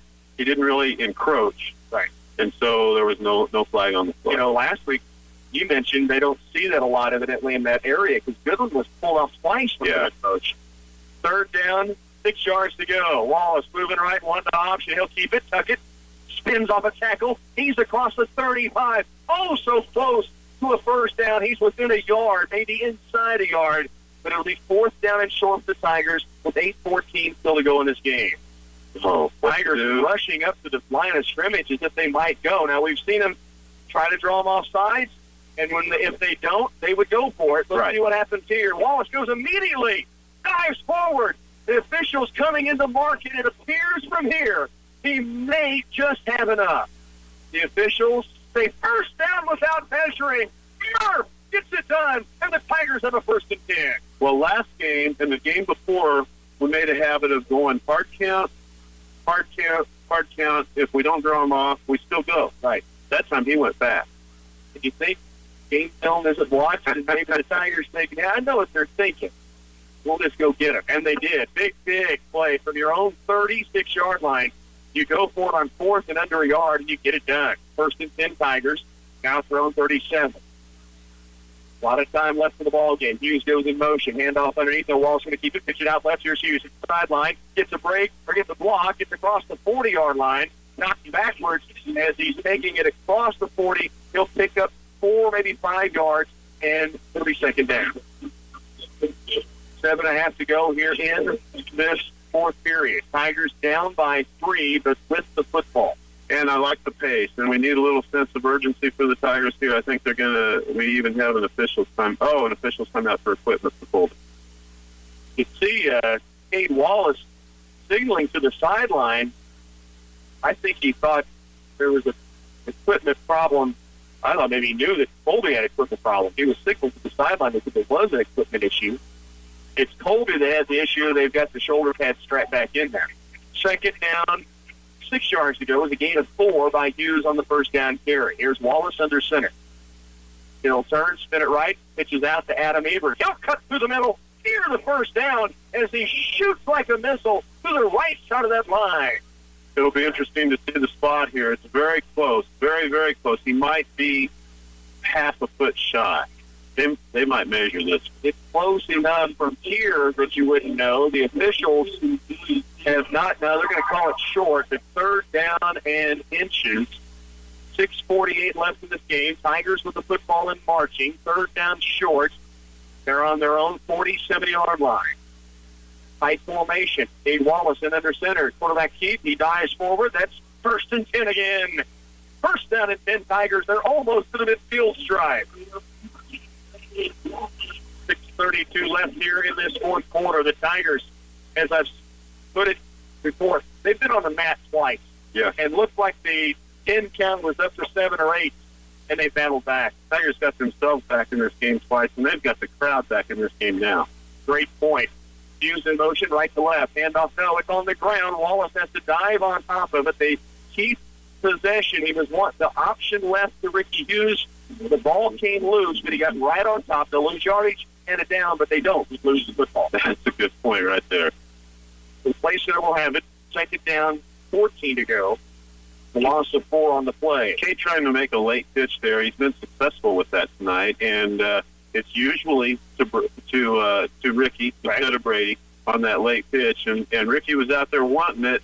Cade he got his arm pulled away from him, and he wasn't able to extend it and get the pitch made. Second down, 14. One receiver wide left. That is Mullen. Back to pass. Wallace looking right. Now stands, fires downfield, has a receiver. Ricky Hughes can't come up with it. It would have been a phenomenal catch. He was wide open. He had to reach up, tipped it to himself, almost brought it in, but it didn't complete. Cade's hitting himself on the helmet there because he feels like he missed him, and Ricky was all alone down the middle, but Cade was under duress, too. Cade had heat on him, and so that pass had a little heat on it. And it was a little tall, and Ricky almost cut it. But all that said, almost brought it down. Tried to tip reel like he did last week. That was for an interception. This time it would have been for a reception. Third down, 14. Football at the Tigers' own 45-yard line. Tyler Young, a slot receiver left. Hughes wide right, one back behind Wallace. He's back to pass, has some time. Looking sideline for Young, and it's just off his fingertips. 2 defenders in the area. Wallace put it where it needed to be. Tyler Young went up, got his hands to it. That's all he could do, though, is it slipped through. Would have been a tough catch again, but Cade Wallace made a great pass that time. Tyler was going down the left side, and there was good coverage on Tyler, but Tyler ran a good route, and Cade threw a good ball. He threw it to his outside shoulder. Right. Nobody's going to intercept it. It was just a little tall through the outstretched hands of Tyler. Brady Hamill will punt it. He stands at his own 35-yard line. Fourth down, 14. Snap is a good one.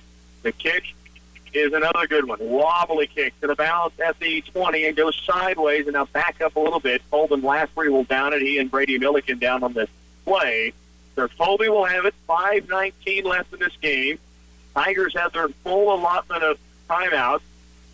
So that isn't a real issue as long as you make stops. Yeah, this in high school football, 5 minutes and 19 seconds can be an eternity, or it can go really fast. Right. And this has been a fast game for us all night long.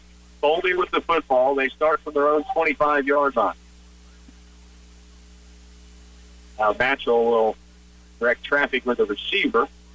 He stands in the shotgun, turns and hands it off left to Holzmeyer, who has it with 2 hands on it. And the tackle's really made on the outside. First contact coming in. I see Jace Casper off the file and Brady Hamill in there as well. Evan Stanley then helped finish it off. Lane Lively in again to spell Ricky Hughes at safety, and he was in on the play as well. The Tigers need to be efficient on defense early here. Second down, 8, a gain of 2 on that first down carry. Joshua Matchell, the quarterback, handoff right, Ben Matchell. The big guy runs right. He is hammered down. That is So Wooly, that is Austin last. Austin has either worked so hard tonight on both sides of the football, he's gassed, or he's just not feeling real good because he has been slow to get up several times and want a play made there.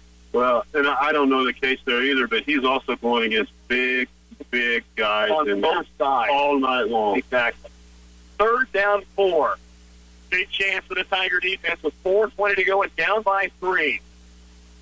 3rd down, 4 yards to go. Joshua Matchell, his back slips. Matchell, though, breaks free and will pick up the 1st and 10. It was a bad break initially for Colby that turned to a great break because it threw everybody's timing off. It really wasn't a busted play. It kind of was because his back fell down, so he had to improvise and just take off with it. It ended up being a 1st down for Colby. 4:06, clock will start back into motion, and now Colby's going to use as much of that clock as they can. They lead the Tigers 21-18. Remember, Clay Center does have all 3 of their timeouts. To get to that point, they have to use them. Handoff, Holzfire. Brian Lego, first contact. A gain of maybe 2 or 3. It'll be 2nd down, and now Clay Center will use the first of those 3 timeouts.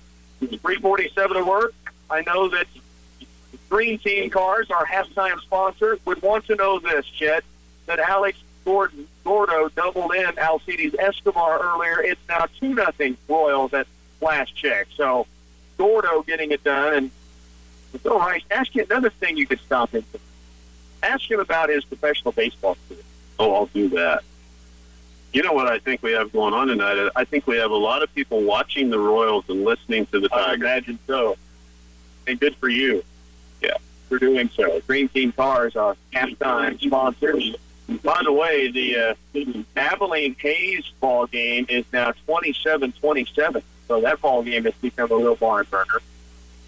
Here, the Tigers trail 21-18. There is 3:47 left in this ball game. Colby has it 2nd down and 8 from their own 45-yard line. Tigers just using a timeout to stop the clock. Tigers have 2 timeouts remaining. These Matchell kids are such hard runners. I mean, we've been saying that all night, but on a typical play where you think you've made a good stop, they maybe get 4 yards. So Tigers have their work cut out for them here to get the ball back. 2nd down, 8 to go. Handoff, here's Ben Matchell. He'll be tripped up, short yardage gain. It brings a 3rd down and long for the Tigers and a big play defensively. Evan Stanley went down low. Jace Casper, Brady Hamill in on the play. It'll be 3rd down, maybe 7. We'll call it 3rd and 6. And this is about the longest 3rd down we've had that wasn't assisted with a penalty or something like that. That's a good stop on the first 2 downs by the Tiger D. Still 3:39 left. Tigers taking the time out here on the field, so we'll keep it right here. Now, Clay Center can get a stop here and bring up that 4th down, unless it's 4th and short. Yeah. Likely they get the football back with quite a bit of time. If it's 4th and short, boy, Colby's got to have a big decision if it's around the 50-yard line. Yeah, I don't know where their threshold is. I'd guess it's in the 3 to 4 yard range. If it's 4th and 3, they'll go for it. 4th and 3 or less. If it's 4th and 4 or more, maybe they'll punt it away. But I'll tell you, that appears to me to also be one of their Achilles heels. They don't have what they've shown as a good punting game. Right. They've not had good snaps to the punter. Both of them have been high, and they've been kind of slow, lofty snaps. And then the punts have not been good, so they might get to a point where their decision is, we're just as well off to run the ball. Regardless, the Tigers have to make a big stop on this 3rd down. 3rd down, we hope they have to make a 4th down decision is the first order of business. There is a handoff. It's Joshua Matchell keeping it. He is drilled at the line of scrimmage. He is dropped by the hammerhead. Brady Hamill does it again. He loses a yard on the play, and it'll be 4th down and long, and that probably takes all the decisions out at this point, I would think. On the season for Brady Hamill, that is now, at least before the game, he had 4 tackles for loss, make that 5 at least on the season as he brings him down here. He drilled him. I mean, that was such a great call on your part, but we have not had a Clay Center deep. We've had some stops tonight, but we have not had a tackle where we have drilled them sideways or backwards. Brady Hamill did it on that play. 3:32 still left here, Randy, and I'll go back to the point that Stat Boy just made. Barry just leaned over and showed me a stat that first down that they got on this drive was their first time they've moved the chains since their opening possession of the second half when they scored that touchdown. Wow. And think how many times they moved the chains in the second quarter alone. Second half, they only had 2 first downs.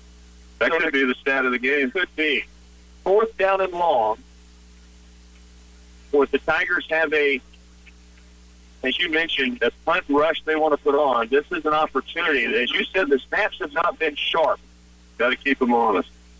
There's the snap, a bit high, but he has it. The kick is away, angled toward the sideline. It will bounce, and actually won't even bounce in play. They will mark this out where? And they'll say right at the 30-yard line. So the Tigers' defense does their job. Play center out of timeouts, but they get the football back with plenty of time. 3:25 left in the game, and they trail by just 3. 70 yards and 4 inches to go, and we're golden. There you go. 70 yards, 4 inches worth of offense, and the Tigers would take the lead. I like this baseball score that Stat Boy keeps showing us, too. Royals up 3-0.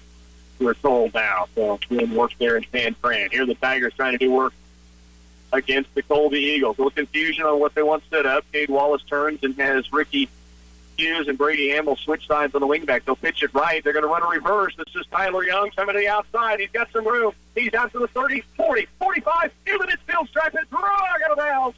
It is G. Money, and what a call after the stop. The first reverse we've seen, and a perfect pitch. Hughes hands it off to Tyler Young, who finds some open area. He's out to midfield. Tyler Young's been gimpy all night. He's been gimpy for weeks. He was getting worked on the bench on the right foot.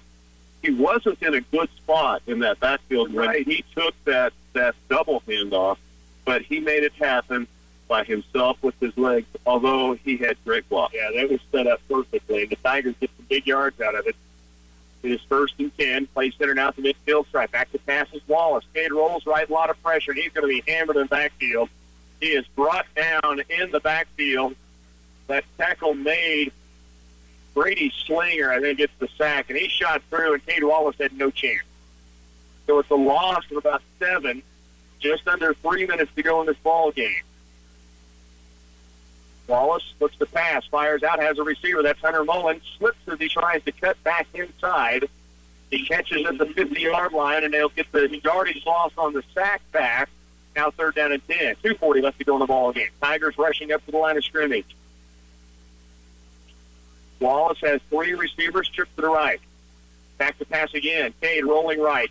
Has some time, fires downfield. He is looking for Brumfield. A lot of contact before the catch, or before the attempted catch, but it's overthrown. That brings up 4th down and 10.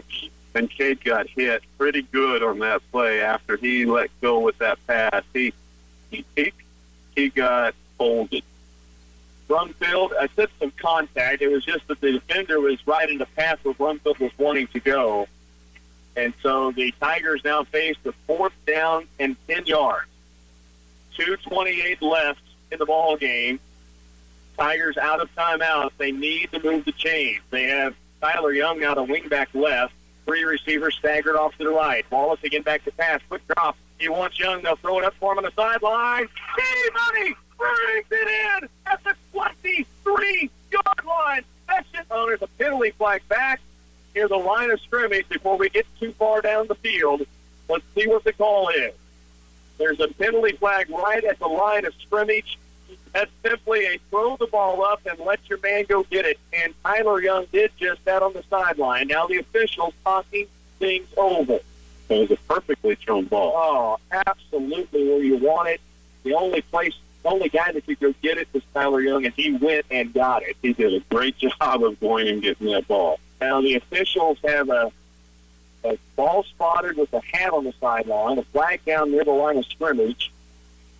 2:21 left to go in this game. That official had to make all the calls. If anything else would have happened, he'd had to use his shoe. And they will bring this back. You can see him. Oh, and it's a procedure call. And then a face mask against Colby, so it's offsetting penalties, and we'll redo the down. Unfortunately, because the Tigers had that in their back pocket that play. They used it, got it to work, but the penalty's offset. Hard enough to convert a 4th and 10, and the Tigers did it like somebody you'd watch on TV on the weekend. I mean, that was beautiful. It was pretty. Wallace, the young. Now the Tigers will come to the huddle. You can see Coach Mark Henry talking with both Cade Wallace and Tyler Young, and then Cade and Tyler talking as they go to the huddle. So maybe they've got another one in the other back pocket. From field wide right. He had the touchdown catch earlier at number 57 yards. Mullen right. Hamill right. And now we've got a timeout taken, it appears, by Colby. 2:21 left. We'll break here as well. Tigers trying to storm back in this thing. Down 3 when we come back. This is 100.9 FM, KCLY, Clay Center. When it comes to organizing your paperwork and records, nothing beats a Laurel Fortress vertical filing cabinet. Speaking of verticals, why don't you show us yours, Roscoe? I think I'll pass. At Central Office Service and Supply in Clay Center, we have the Laurel Fortress vertical 4-drawer file, which lists for $350, on sale for $199.99. We even have 2 new colors, medium tone, which is a nice brown, and charcoal, along with the usual black, light gray, and putty. Now, Roscoe, about your vertical. Back again in the den. Couple of scores to pass along. How about this Wakefield score? 34-34. They're in the third quarter. Holy cow. 4:39 remaining in that third. Abilene leads out at Hayes 33-27. Tanner Hookman with 4 touchdowns in that ball game. I believe it. Thus far. Also Concordia pulling away in their game against Goodland 45-7. That's early fourth quarter action. 21-18 here. Tigers converting on a 4th and 10, only to have it called back on offsetting penalties. So now they're faced with 4th down and 10 again. Colby getting a timeout. That helps the Tigers. Now, Colby may have shored up some of their defensive assignments, but the Tigers were drawing some things up, it looked like, in the huddle. 2 receivers right, 2 receivers left. Wallace rolls left, wanting to pass. Seth, he's got pressure coming. Fires on the sideline. Brady Hamill bumped out of bounds. And a call. They make the call. This will be interference against Colby. Brady Hamill had a step and was bumped out of bounds. And he was smart. He stayed out of bounds as he ran up there to make sure that the official got it called. Because when you're right on that line, you know, he could have let it go. He just stayed well out of bounds. I got knocked out here. And the Colby defender made it obvious enough for the official had to call it. Yeah. He didn't just run along and shoulders bump. He extended his arm to push him out of bounds. I mean, it was truly a good call. And then Campbell helped sell it by, as you said, making sure the official saw him out of bounds. Or he at least made sure it wasn't covered up. Right. By getting right back in bounds in a hurry. 21-18. How about 2 4th and 10 conversions? One called back offsetting, the other you get it done anyway. Okay, now we still have over 2 minutes to go. Oh, what's going on then? The officials are talking over maybe they're offsetting here. I did not see a second penalty flag. They're going to... Is it from the line of scrimmage?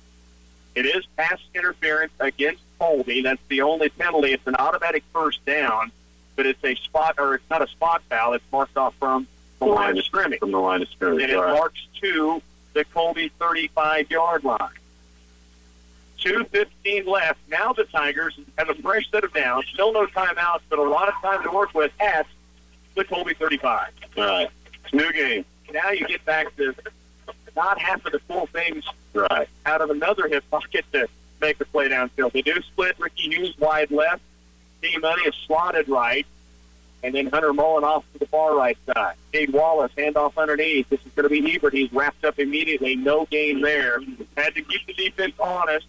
Run to the middle, 2:08 left. It'll be second down and long. And the Tigers going no huddle here. Couple of plays called, maybe just called from the sideline. Hughes wide left, same formation. Young slotted right, Hamill the wing back right, Mullen further right. Back to pass, Wallace in trouble. He slips and he's brought down again. This time the tackle in the backfield made by Austin Hart. And the sack drops the Tigers back to third down and long. Now 1:40 left. And the clock's still running. We had receivers get deep that are trying to get back. Tyler Young gets the call. He goes wide right this time. Mullen, the receiver, wide left. Cade Wallace rolls left, looking to pass. Squares up, has the time, fires downfield. Has a receiver. Catch is made. Hunter Mullen out of bounds. It'll bring up another 4th down 4th and about 8 or 9 still to go. He picked up 7 yards on the pass play on the left sideline. He basically picked up what we lost on the slip, plus a couple more yards, but he also stopped the clock. Right. The catch was made and went out of bounds. 4th down and 9. A minute 23 left. They had a chance to go to the sideline. Cade Wallace talking with Coach Mark Henry. Now the play back to the huddle. Tyler Young comes wide left. Hughes and Mullen are to the right side. Hamill the wing back right. 4th down, 9 for the Tigers. Back to pass. Pressure coming. Wallace caught in the backfield, and he'll go down. No time to really even look to his receivers downfield, and the Tigers will turn it over on down to the minute 18 to work here in this ball game. A great effort for Clay Center to get the stop the football back, to keep pulling themselves up off the mat. But now Colby, with a minute 18 remaining in the game, and Clay Center with no timeouts, has a chance here to wind the clock down and get this win. And the Cardiac kids, they just keep stretching it out there and bringing to these big plays and converting them. That time with 4th and 8, couldn't get it done. Colby will go to a knee here, and they'll be able to do that a couple more times, and they'll end up with their second win of the season. They'll go to 1-1 in district. The Tigers go to 1-1 in district play. Concordia is going to go to 2-0. We know that. Goodland drops to 0-2, and so the Tigers will once again play for everything next week. And the old point system is going to come into this big time because we've had a couple of close games. It is, yeah. Another knee taken with 44 seconds left.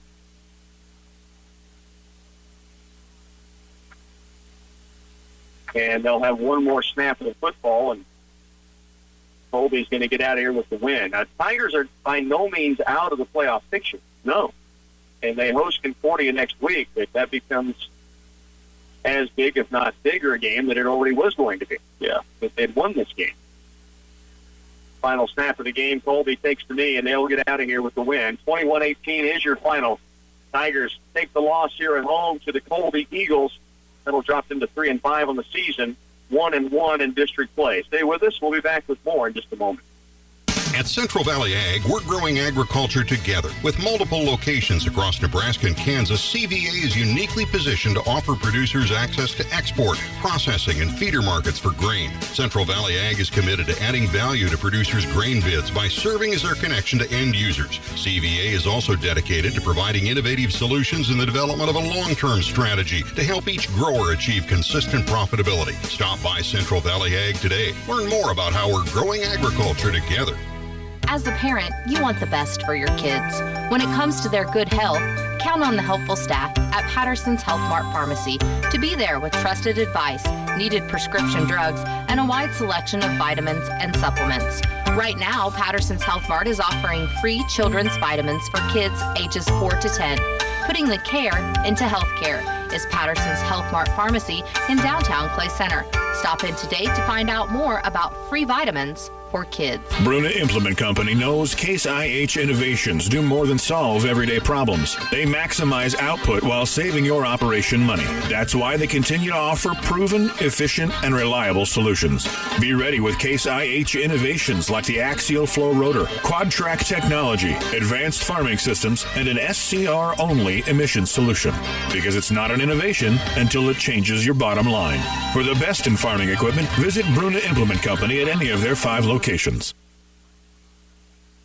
Back in the Tigers' den as Clay Center falls 21-18 here at home to the Colby Eagles, and that puts Clay Center now 1-1 in district play. And another disappointing here at home because they had come off of a thriller out in Goodland, and Colby comes in here, much improved team. We said that from start to finish. Clay Center knew it coming into this football game, and they are. It's a good battle. They got up and threw some early punches, and the Tigers, as we said, just kept brushing themselves off and getting back up and fighting, but fight eventually comes up 3 points shy.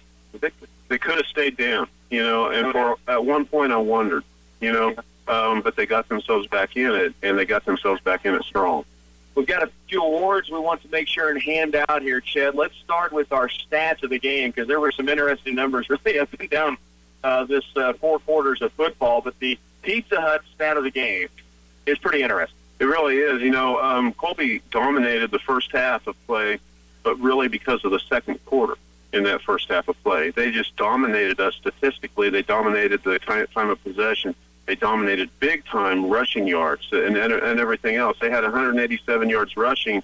We had 20 in the first half of play. We come back out, and we reversed that time of possession in the second half, so we were even for the game. Both teams basically had it 24 minutes each, But the other thing is, after running so well in the second quarter, Colby, they came out, they only had 2 first downs in the second half. They ran for 187 in the first half. And we held them to less than 100 yards in the second half. So the Tiger D strapped it on and played a second half that put the team back in the game. The Pizza Hut stat of the game, really a couple of stats, but very telling is now Clay Center battled back and got themselves in this football game. The Debenham electrifying play of the game, Chet. I got 3 for you up there. I'll let you pick it. I've got to go with Phelan Brumfield in the first half, because we both said at that time, if that doesn't happen at that point of the game, yeah, the Tigers may have been done. I know they keep fighting, they keep coming back, but it was pretty dire at that time. And then with 2:10 left, they take the football over. Cade Wallace hits Phelan Brumfield on a short pass to the right side. He breaks the tackle and then lets the speed take over from there. Got a good block from Ricky Hughes downfield and took it to the house. That got the Tigers back within the score. So your Debenham electrifying play of the game. Cade Wallace to Phelan Brumfield, and really Phelan, the bulk of that, because he broke the tackle and made it happen from there. Yeah, what was that, a 57-yard touchdown. 57-yard touchdown, and less than a 1 minute time of possession on that play. And we talked off air that if the Tigers are back in this game, it's because of that play. So that's a fitting, electrifying play of the game. The block party, which has been around for a while now. It's always fun to look at the Republican Valley title block of the game. The block party, I know the options on the others, so here's where I'm going. I know what you're going to do. I'm going to give Ricky Hughes the block of the game, because on that touchdown we just talked about from Phelan Brumfield, Ricky did a perfect job downfield. Yep. As you said, he kept the guy busy. You don't have to have a big hit, but you got to keep the guy involved, and he did. You got to keep him from making a play. You got to keep him from affecting your potential touchdown. It's exactly what he did. He took him out of the play. He was unavailable to make a tackle on Baylor. Without risking a penalty that could have cost them the score on top of it. He just did the right job. And so your Republican Valley title block of the game, Ricky Hughes downfield. The reason I went with that, I think you know where this is going, but our Hundley's Garage big hitter of the game is going to the hammerhead. And, I mean, it was a pop that I think maybe I heard pads pop up here in the booth.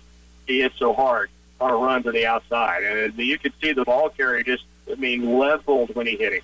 He drilled it. And we talked about it at the time that we have not had many hits on Colby tonight where they didn't still finish moving forward. Right. Brady Hamill made a hit, but they were not moving forward after that hit. The Hundley's Garage big hitter. Yeah, you know it. Brady Hamill put a pop into that one. We'll come back in a moment, wrap things up here from the Den. We'll have your postgame on the way next. As the doors slide open, your adventure begins. Your mission, should you choose to accept it, is to find a way to save your family money while not sacrificing quality. Your primary weapons are private label brands. Searching up and down every aisle, you discover they're everywhere. Best Choice and Always Save are comparable to the national brands, and they're in every department, offering savings every day. Mission accomplished at your local family-owned Ray's Apple Market. We're right on your way home. Imagine having someone help you pick the best corn hybrids for every field on your farm. Thanks to a new Oldie soil-specific seed online service, your Oldie representative can combine your data with his data to offer a field-by-field prescription. Customize every acre with the highest potential hybrid based on soil types, trait package needs, disease threats, and agronomic preferences. Valuable data can also be shared with trusted suppliers. Contact Oldie Seed today at 877-692-4555. And welcome back again to the Den. It is postgame, which is being brought to you tonight by State Farm Insurance, Clay Center, David Bogerty, your agent, D&D Sandblasting, and Clay County National Bank. And we've given a lot of numbers, really, in this football game, Chet, just in our plays of the game. But this is a game that, it's why you love high school football. You never know from minute to minute where it could go. and why you love this team so much, because they could have cashed it in a couple of times, didn't, and in the end gave themselves a chance to win this football game. They were in it. They were in it to win it at the end, with less than 2 minutes to go. They were there. They were in it, and they had to get themselves back in it. This game never settled down for me. It never settled into a type of game. It'd start to, and then the other team would have something to say about it. And, it started to settle into several different types of games. This was a really different kind of a game to watch, and you just didn't really know what you were watching. And that kind of explains the 21-18 score. Yeah, that's a great way to put it. It is. Because the flow was always something different taking effect. Yeah. And the Tigers in the end finally came up 3 points shy. But a really good battle. Colby 1-1 district, same as the Tigers. Goodland's dropped to 0-2. They're losing to Concordia big in the fourth quarter. So Panthers are now 2-0, and it's all about next week now. Exactly. It's all about giving yourself a chance to get in. Now, there are a lot of scenarios the Tigers could be playing in a playoff game after next week. One, if you beat Concordia, you're in, period. Two, if Goodland can beat Colby and the point system comes into play, there's still that option. Right. So who knows what's going to happen before this thing goes. Right. We may not know yet at this time next Friday evening. That's right. We may be still tabulating scores at that point of the night. Our thanks to our studio engineer, Bernie Fancilla, tonight. Stat boy, Kerry Carlson, always good to have you along. And 20 years this guy's been by my side, and always a treat to have Chet Carlson in the booth on a football Friday night. I know you'll be back here next Friday evening. I'll be back when the Panthers come to the Den. This is Rocky Downing telling you to enjoy the rest of your Football Friday.